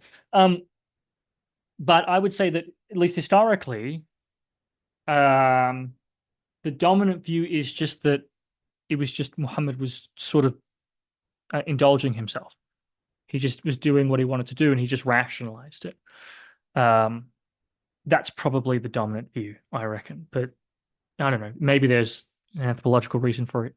I don't know. It's not something I've looked into. So that's regarding that aspect. Do you have any thoughts or follow-up questions before I move on to the number of wives? No, it sounds very, very fair. Right. All right. As for the number of wives, this is interesting. Now, this is something I've mentioned before, and I was just going off what Francis Peters has said about this. But more recently, I actually looked into this, right? I took a peek at the Reddit where comments were posted. So I had some idea of some of the questions that would be coming up, And so I was like, hey, this is interesting. Interesting question about how many wives did the Prophet have? Let's have a look at it. So I can give you some preliminary thoughts about this. So we want to distinguish between three categories. You've already sort of alluded to some of them. There are proper wives, we might say. These are women with whom the Prophet consummated marriage. So the marriage was actually solemnized, right? The marriage was actually made official, right? They had sex, essentially. So that's one category. These are the wives. When people talk about the wives of the Prophet, this is really who they're talking about. It's the women with whom he consummated marriages. There's another category, which is concubines, who remained concubines until their death, right? Because you could officiate and say, actually, this concubine is now my wife. They're I guess they're free now. They're just my wife now. And so those concubines who are freed and become wives are counted among the consummated wives. What I'm talking about is those who that didn't happen. They just remain a concubine until the end. So that's another category, right? Third category is women with whom the Prophet arranged marriages, but with whom he never consummated the marriage, right? So everyone knows that there's a huge amount of contradiction and confusion about the unconsummated wives, the women with whom he had arranged marriages but never consummated the marriage. Everyone agrees. It's super obvious. You just look through and you find it's just explicit in the sources. They know this. This one is not contested, right? There's lots and lots of contradictions with that category. There is also confusion, which is less known, in his consummated wives, right? Now, I will say the confusion is restricted. There is a core of wives who, at least from the sources I've looked at, are not contested. Everyone agrees. Everyone agrees, as far as I'm aware, and then maybe I'll continue researching and maybe I'll find some more contradictions, but thus far, everyone agrees that he married Khadija, Sauda, Aisha, Hafsa, Salama, Habiba, Zainab bint Jahsh, Maymuna, and Juwayriya. Everyone agrees. So there are 9 wives. There's a core of 9. All else being equal, I would accept these as historical. I would accept that, based on what I said about genealogy tends to be reliable, blah, blah, blah. So I would, all else being equal, provincially, I would accept all of these, right? I would accept these 9 wives. The trouble comes in, firstly, with the numbers, right? So for example, there's a transmission recorded by Al-Bayhaqi from Zuhri, right? It may or may not go all the way back to a Zuhri. Part of it may go back to a Zuhri. I won't weigh in on that. For now, it just suffices that Al-Bayhaqi has a stream of tradition which he attributes back to a Zuhri. And it's explicitly said there that the Prophet consummated his marriage with 11 wives. 11. He had 11 consummated wives. Ibn Hisham says the same thing. 11. Ibn Sa'ad also has a list. Ibn Sa'ad doesn't say here, he doesn't say the words, there are this many consummated wives. What he does is he lists the wives, and then he says, and here are the ones who weren't consummated, which entails that the preceding list are the consummated wives. And the preceding list has 12 women in it, not 11, right? Now, Al-Tabari has another transmission from a guy named Al-Kalbi, Muhammad ibn As-Sa'ib Al-Kalbi. And he says that there are 13 consummated wives, right? There's no way out of this to say, oh, well, the 13, the lists that are longer than 11 are just including the concubines somehow, even though they use the word that normally means wife and not concubine. But you can't say that anyway, because, well, then what's up with the 12 and the 13? There's still a discrepancy, right? So it doesn't really work. It also gets worse when you start looking at the details and you look at who is actually included, right? One of the ones who would be maybe like is she a concubine? Is she not a concubine? Would be Rayhana, right? She reportedly, on some reports that mention her, she's taken captive with the conquest of the Banu Qurayza, and the Prophet takes her as a spoil of war. Well, does she become a wife? Ibn Sa'ad and At-Tabari from Al-Kalbi say, yes, she's a wife. But she's not included as a wife by the transmission in Al-Bayhaqi from Zuhri and also by Ibn Hisham. What about Maria? She's actually included as a wife in the transmission from Al-Kalbi, but she's a concubine in everyone else. Now, there's another issue, right? Putting aside the concubines and the debate over are they concubines, are they wives, etc., etc. Another issue is there's a whole woman who's present or missing, depending on the list. So we have Zainab bint Khuzaymah. She's a wife according to Al-Bayhaqi from Zuhri, according to Ibn Hisham, and according to Ibn Sa'ad. She's not a wife according to At-Tabari from Al-Kalbi. She's not in the list, right? He has a different number. There's no place for her. There's also Al-Kalbi includes someone else, and he's not sure who she is.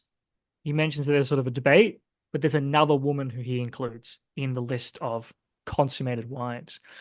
So anyway, that's my sort of preliminary assessment of that material. There's a core there seems to be a consensus, and I would provisionally accept them, but there's a periphery of debate surrounding the concubines and one or two others, whether or not they were concubines, or whether they were freed and made into proper wives. Do we have good reason to believe in the Banu Qurayza? Banu Qurayza. There you go. Say Banu Qurayza. Banu Qurayza. Banu Qurayza massacre. Why don't you give maybe a short background to what I'm asking and affirm or deny its historicity? Right. Yeah, so I mentioned this in my summary of the traditional biography. So the Banu Qurayza were a Jewish tribe living in Medina when the Prophet moved there. Um, and so they're like an agricultural, they're agriculturalists, right? I think they have like date palm orchards, right? Medina is sort of an agricultural oasis. So Makkah is more of a trading town. Medina is more of an agricultural settlement. So the Qurayza are, I think, are Jewish agriculturalists in that community. Um, and so they are accused, following the Battle of the Trench or the Battle of the Confederates, they are accused of treason, and they are attacked. And they, in the traditional story, or well, it's hard to say traditional story singular because often there are different versions of things and so on. So I'll just say, what I remember. So the traditional story is that they sort of sue for peace, and the prophet gives them a choice of who will decide their fate, and they choose a guy. And unfortunately, the guy they chose turns against them and says all the men should be killed, and the women and children sort of divvied up as slaves. So that's what happens. So they get mass executed, and the women and children get divvied up as slaves. Right. This is pretty brutal. Um, is this historical? This is quite debated, actually. So Sean Anthony thinks that this is historical. He thinks this is referred to in the Quran. Michael Lecker, I think he initially accepted this and then changed his mind over time, I think. And he thinks that this was greatly exaggerated. Actually, I had a chance, really a privilege, to hear him talk in Tübingen a few months ago. Right? I went there for a conference. Um, and I got to hear him present. It's just absolutely fantastic. There are some academics who are very bad at presenting, great scholars, but bad at presenting. And there are some who are good at presenting, bad at scholarship. And there are some who are both. And there are some who are neither. I aspire to be one who is both. Anyway, Michael Lecker is both as well. So, anyway, so he presented on this issue. And what he argues is that we have all, yes, there are these narratives, right, that they were massacred. But then we also have other strange sort of hints and indications in other sources that they still exist. The Banu Qurayza continue to exist. There are people called Qurazi after that. It remains a sort of living nisba and living like not a title, but like an appellative, right? A descriptor, in this case, a genealogical descriptor, right? So, and not only that, but there are reports where their representatives are still doing the things that that the tribal representatives do subsequently. Like, are these people go and collect the sort of the the military payments that are given to the different tribes, right? From the conquest booty of the Great Conquest. They still seem to be there as a tribe existing. You see what I'm saying? And there are other lists as well where they just seem to still be present. And so, I'm keeping everything very vague because I don't know all the evidence. I don't know all the arguments. I'm just mentioning what he said, right? So I defer to Michael Lecker on this. Maybe he's right, maybe he's wrong. But that's what he's trying to argue. He's trying to argue that you actually have indications of their existence for like 100 to 200 years later, right? People continue to inherit that, they just continue to look like they're just a member of that tribe, and people continue to, there continue to be references to them that makes it seem like they're still a living tribe, and so on. That's what he's arguing. And he even argues that if you look at some of the exegesis of the relevant Quranic verse that's traditionally understood to be referring to this massacre, that there are some of the exegetes distinguish between those who were killed and those who were not killed, i.e., men who were not killed, right? And so he thinks that there are all these hints that this was being massively exaggerated, and that actually the Qurayza are not exterminated. Some of them are executed, but many are not, and the tribe actually lives on. Meanwhile, Juan Cole, he thinks this is totally ahistorical. He thinks, firstly, that it contradicts the Quran in general. The Quran is, on his reading, is all about sort of defense and tit for tat, and he thinks, well, this is super extreme and is radically inconsistent with the Quranic teachings, and so it's not the sort of thing he thinks that Muhammad would do. So argues Juan Cole, and his view, by the way, that the Quran is defensive, tit for tat. This is also now shared. Well, I mean, she's dead now, but the late stage Patricia Crone agrees and thought, yeah, actually, the Quran is all about sort of defense and tit for tat. I don't know if, though, she would go the step that he's gone, by saying, therefore, in practice, they didn't do this. But anyway, that's what Cole is arguing. And he's arguing that if you look at the actual relevant verses, he thinks it doesn't actually describe this. Finally, Ihsan Ruhi, again at the same conference in Tübingen, although he was sort of beamed in, from Iran. He argues that it's it's largely ahistorical, that it's based on earlier stories about Najran. There was a big Christian population, sort of like northern Yemen, just above Yemen, called Najran. There was a city, Najran, and they were massacred by a Jewish ruler of Himyar who took over there. This is sort of a few decades before the rise of Islam, maybe like 100 years before the rise of Islam. It's like in the early to mid, I think it's early to mid 6th century, I think. And so this is a very famous massacre of Christians there, by a Jewish king.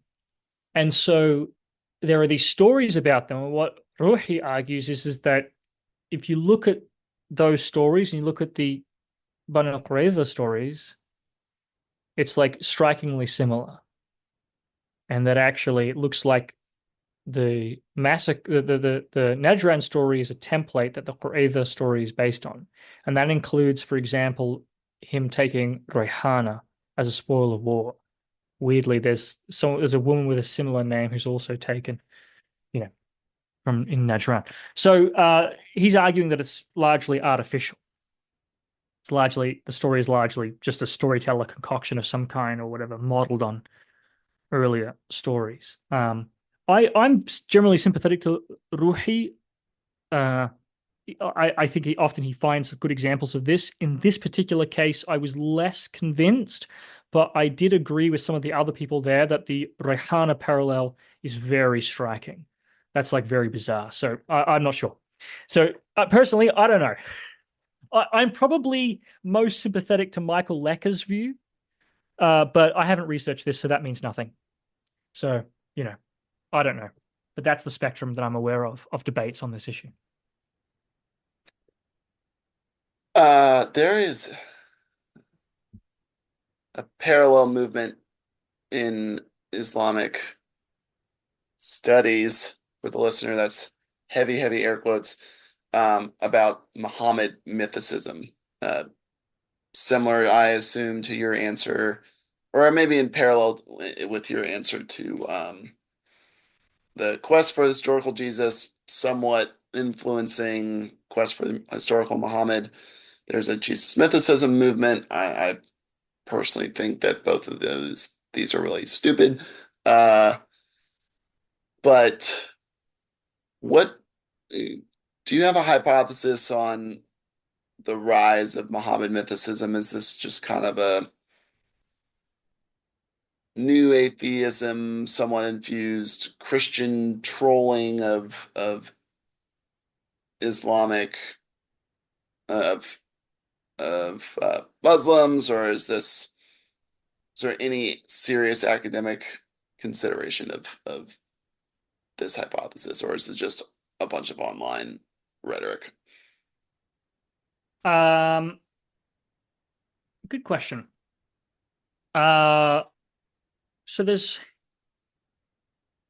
we can distinguish between several kinds of mythicism, right? And this is the case both for Jesus mythicism and for Muhammad mythicism. So I know that there's a tendency in old Marxist and also Soviet scholarship towards Jesus and Muhammad mythicism. I don't know why that is. I'm not familiar My understanding is that it's some kind of they have some kind of formalistic idea about um I don't want to lump all Marxists in. My research is actually very Marxist influenced, like my way of seeing history and stuff, right?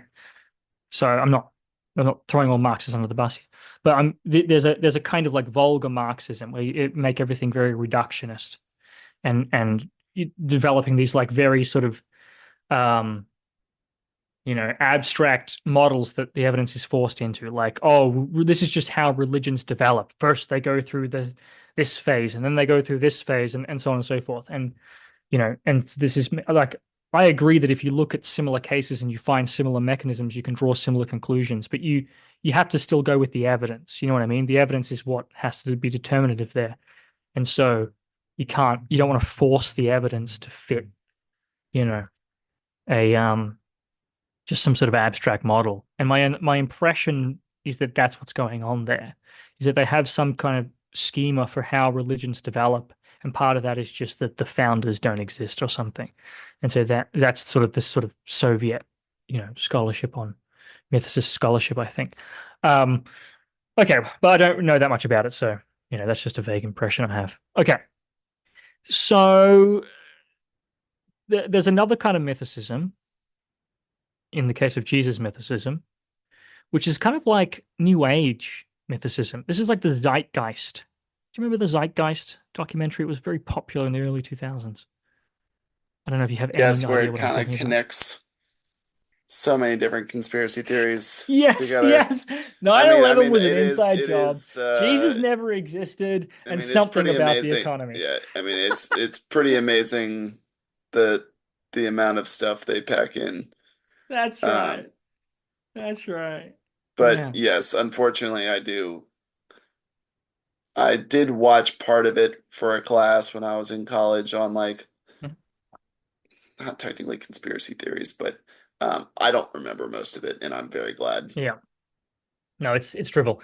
But yeah, I used to believe that when I was like a teenager. I was very persuaded by that. Uh, and so that's one, and I was a Jesus mythicist early on, right? And so that was it. That was the first that it was that initially it was like sort of zeitgeist, sort of new age kind of mystic kind of approach that wants to say actually Jesus didn't exist. Part of that I think is lashing out at Christianity. That Christianity is sort of the dominant religion in these societies, right? This is really mostly happening in England and America. Um, and so, they sort of want to undermine it. And actually it's astrotheology or something, right? So that's one iteration, right? That's no, I mean, this is just drivel. We can just put that aside. Nobody cares. Nobody takes this seriously, even remotely. Has no serious scholarly defenders, etc., etc. We just okay, we can ignore that. Then there's more recently, you have your new atheist Jesus mythicists. The reason why I'm initially focusing on Jesus mythicism is that there's a link. I'm going to connect it to Muhammad mythicism in a moment.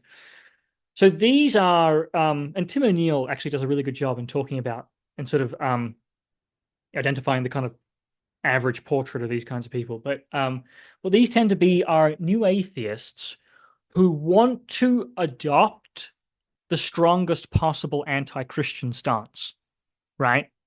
And so rhetorically, emotionally, saying there was no Jesus is like you're just completely wiping everything out. It's over. You don't have to debate, anything about, did he do this, did he do that?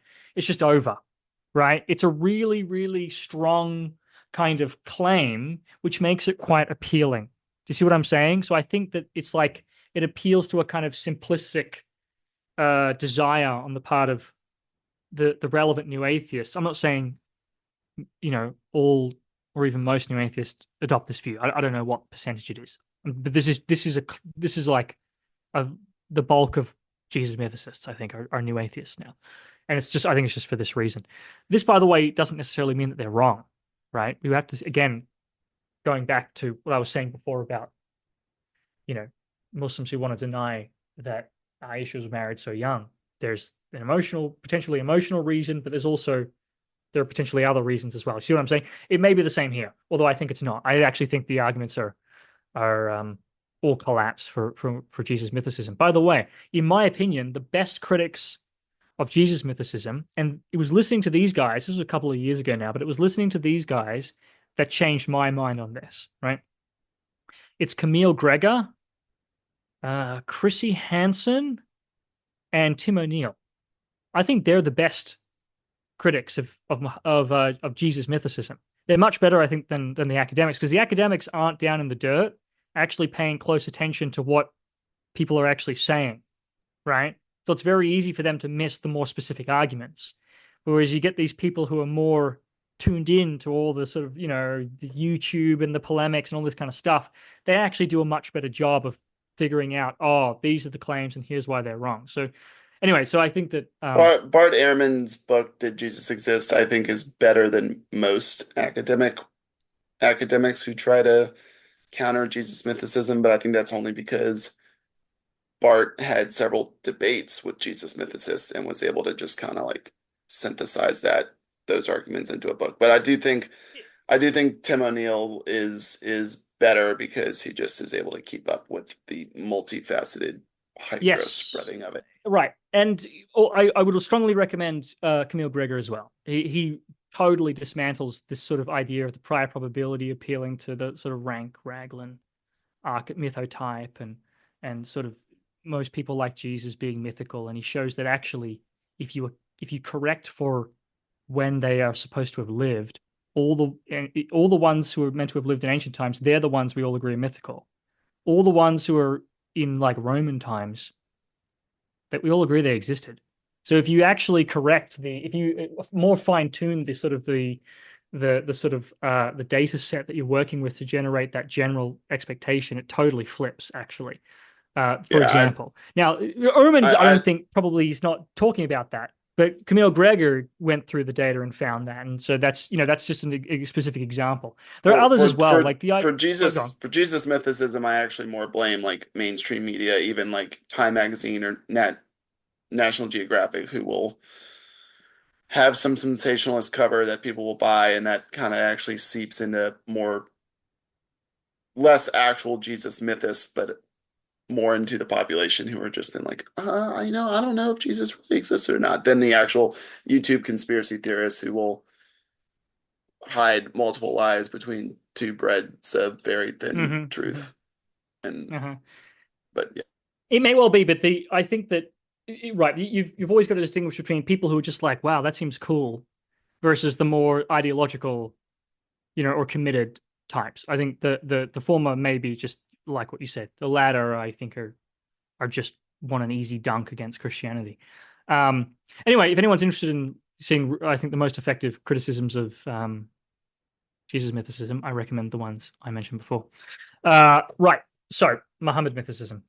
Um, there's something more interesting going on with Muhammad mythicism. Part of it is Jesus mythicists who want to strengthen their case by finding similar cases.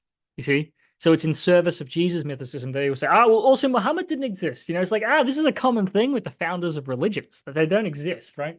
So that's the motive there. That's for some of them. Another motive is just Islamophobia. There are just people who really hate Muslims and have this sort of a deep kind of seething sort of dislike and resentment towards Muslims and towards Islam. And so that motivates them to be extremely skeptical, right? And in many cases, it just results in them wanting to take the most extreme, the most skeptical possible position, right? Which is Muhammad mythicism. This is a huge sort of motivation. And for like, I don't know, people like Robert Spencer is sort of a classic example of that. And then finally, and there's an overlap here, but we can distinguish between these motives, although there's a big overlap. There are also a huge portion now of Muhammad mythicists are Christians, Christian polemicists and missionaries and apologists. Jay Smith, I think, is maybe the most notable name with that. And so they are just, again, it's the same thing as the new atheists. They just want a really easy way to just totally dismantle Islam. And so they just think, well, this is this one easy trick. If Muhammad didn't exist, so it's all over, right? So I think that in terms of the motivations or the impulses, that's what's going on. Now, of course, again, it doesn't matter how motivated someone is, they might have a good argument, right? So, of course, we may want to ask, do they have any good arguments, right? I think the arguments are absolutely terrible. I think it's like really, really silly stuff. We have this absolutely gigantic Islamic corpus that, is from all these different regions and all these different sects, all these different interests, and they all agree that Muhammad exists. There is no mythicist sect, there's nothing. How do the Ibadis get convinced? Let's say it's made up later on by the Umayyads. How the heck do they convince all these other factions that hate them and are rebelling against them? How do they convince them? Oh, yeah, no, by the way, no, there was this founder that we've just, trust us. They're not gonna, they wouldn't be convinced by the Umayyads, right? Or the Shia or whoever, right? It just doesn't, it's like already it's ludicrous. It's sort of like a kind of like a criterion of dissimilarity or something. You know what I mean? Like, it's just like, oh no, not the criterion of dissimilarity. This is just how would hostile groups have been convinced, right? There is also a criterion of dissimilarity element, which is including against their interests. Like if it's like let's say the Banu Hashim who make up Muhammad, why would the Umayyads accept, oh yeah, there was a prophet and he was a Hashemid. He was one of us. Why would the Umayyads accept that?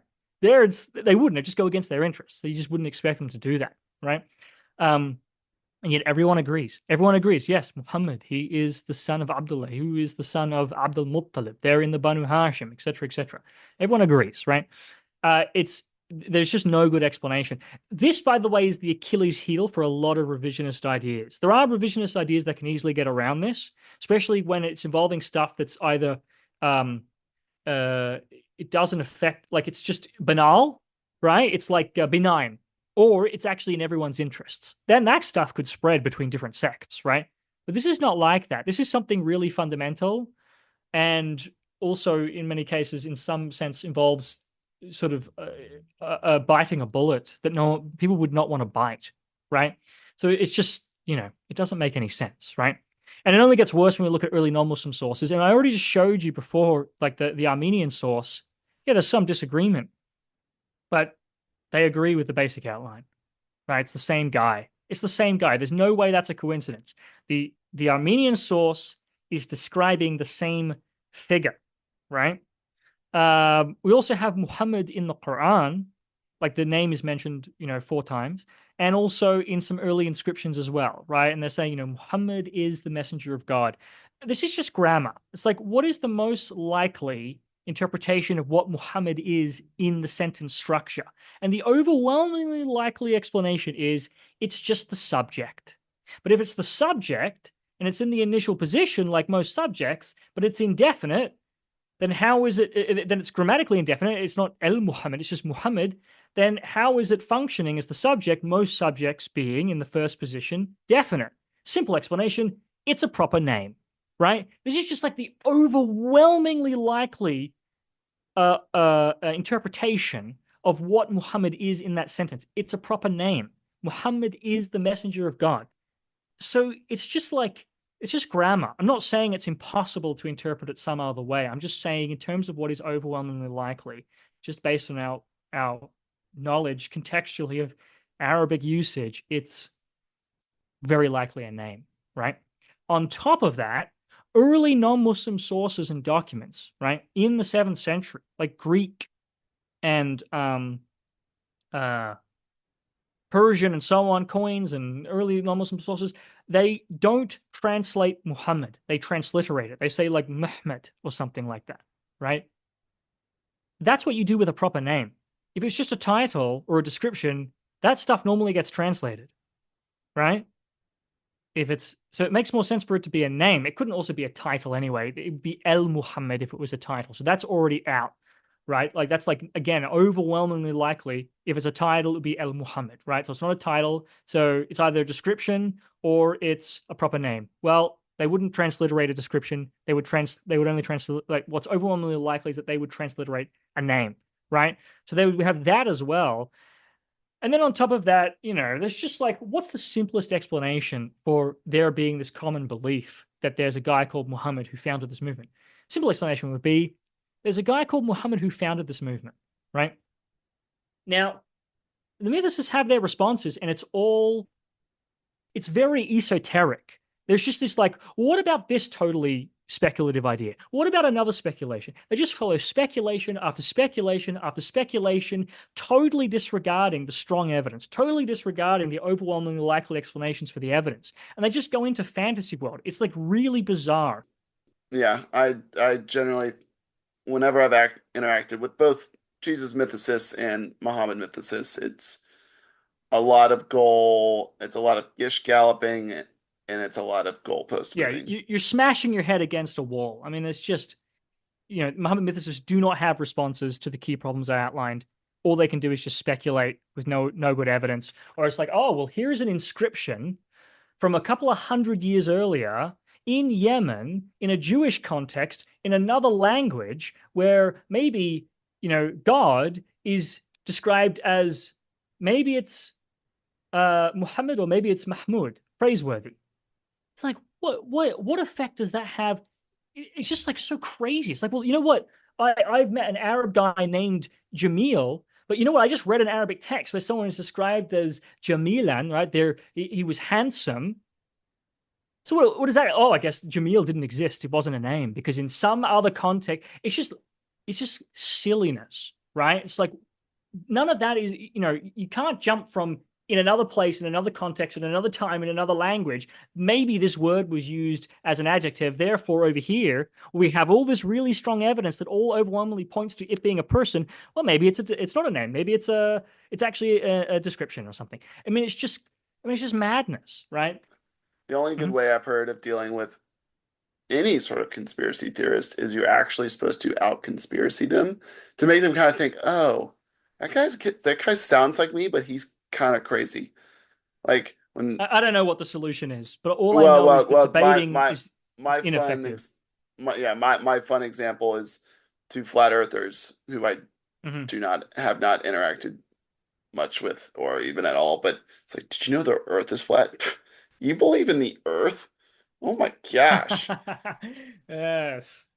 I don't know. Maybe I'm sure the psychologists and the social scientists will have to tell us what the most effective technique is. But in my experience, most of these people are impervious to the arguments. They just are totally unmoved by arguments and evidence. They just want to engage in endless sort of esoteric speculation. Um, I if mean, you're interested speculation's in a more fun. detailed, it is fun, but it has to be grounded in the evidence, and Yeah. in their case, they're just not. If you want a more detailed outline of the arguments and the evidence and so on, I did a whole podcast on this. But again, it's for me, it's more explaining to um, people how what the problems are with the view. I'm not interested in arguing with Muhammad mythicists themselves. And it's just, in my opinion, it's just a total waste of time. Well, I want to thank you for your time, Dr. Little. This has been a fun 3 hours. Well, I'm so sorry. I apologize. This is classic And me, by the way. I just well, can't I'm glad I'm not shut special. up. Um, but just to close things out, what's next for you? Are you working on a book? Are you on a tenure track position? What's the kind of what's next for Dr. Joshua Little? Yeah. Good question. So I am, I'm working on several articles at the moment. I have some that are sort of going through that have been submitted. I have one that's gone through, has been, gone through peer review, and I'm just updating it, and it'll be published. Um, I have a couple of books in the works, I guess. Um, for example, eventually I will transform my PhD dissertation into a book eventually. Um, Probably to be, I'll probably submit it to Brill. I mean, that's the sunnah. That's the sort of custom for PhDs in my field. Your dissertation becomes a Brill monograph.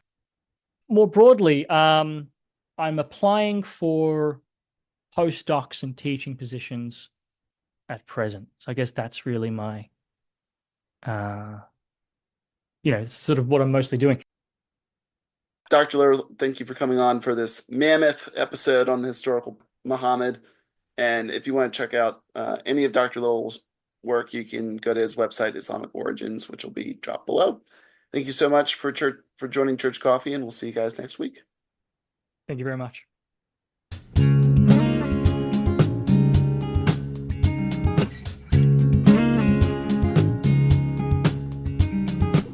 Our album art was done by my wife, and our theme music was composed by TJ Stokes.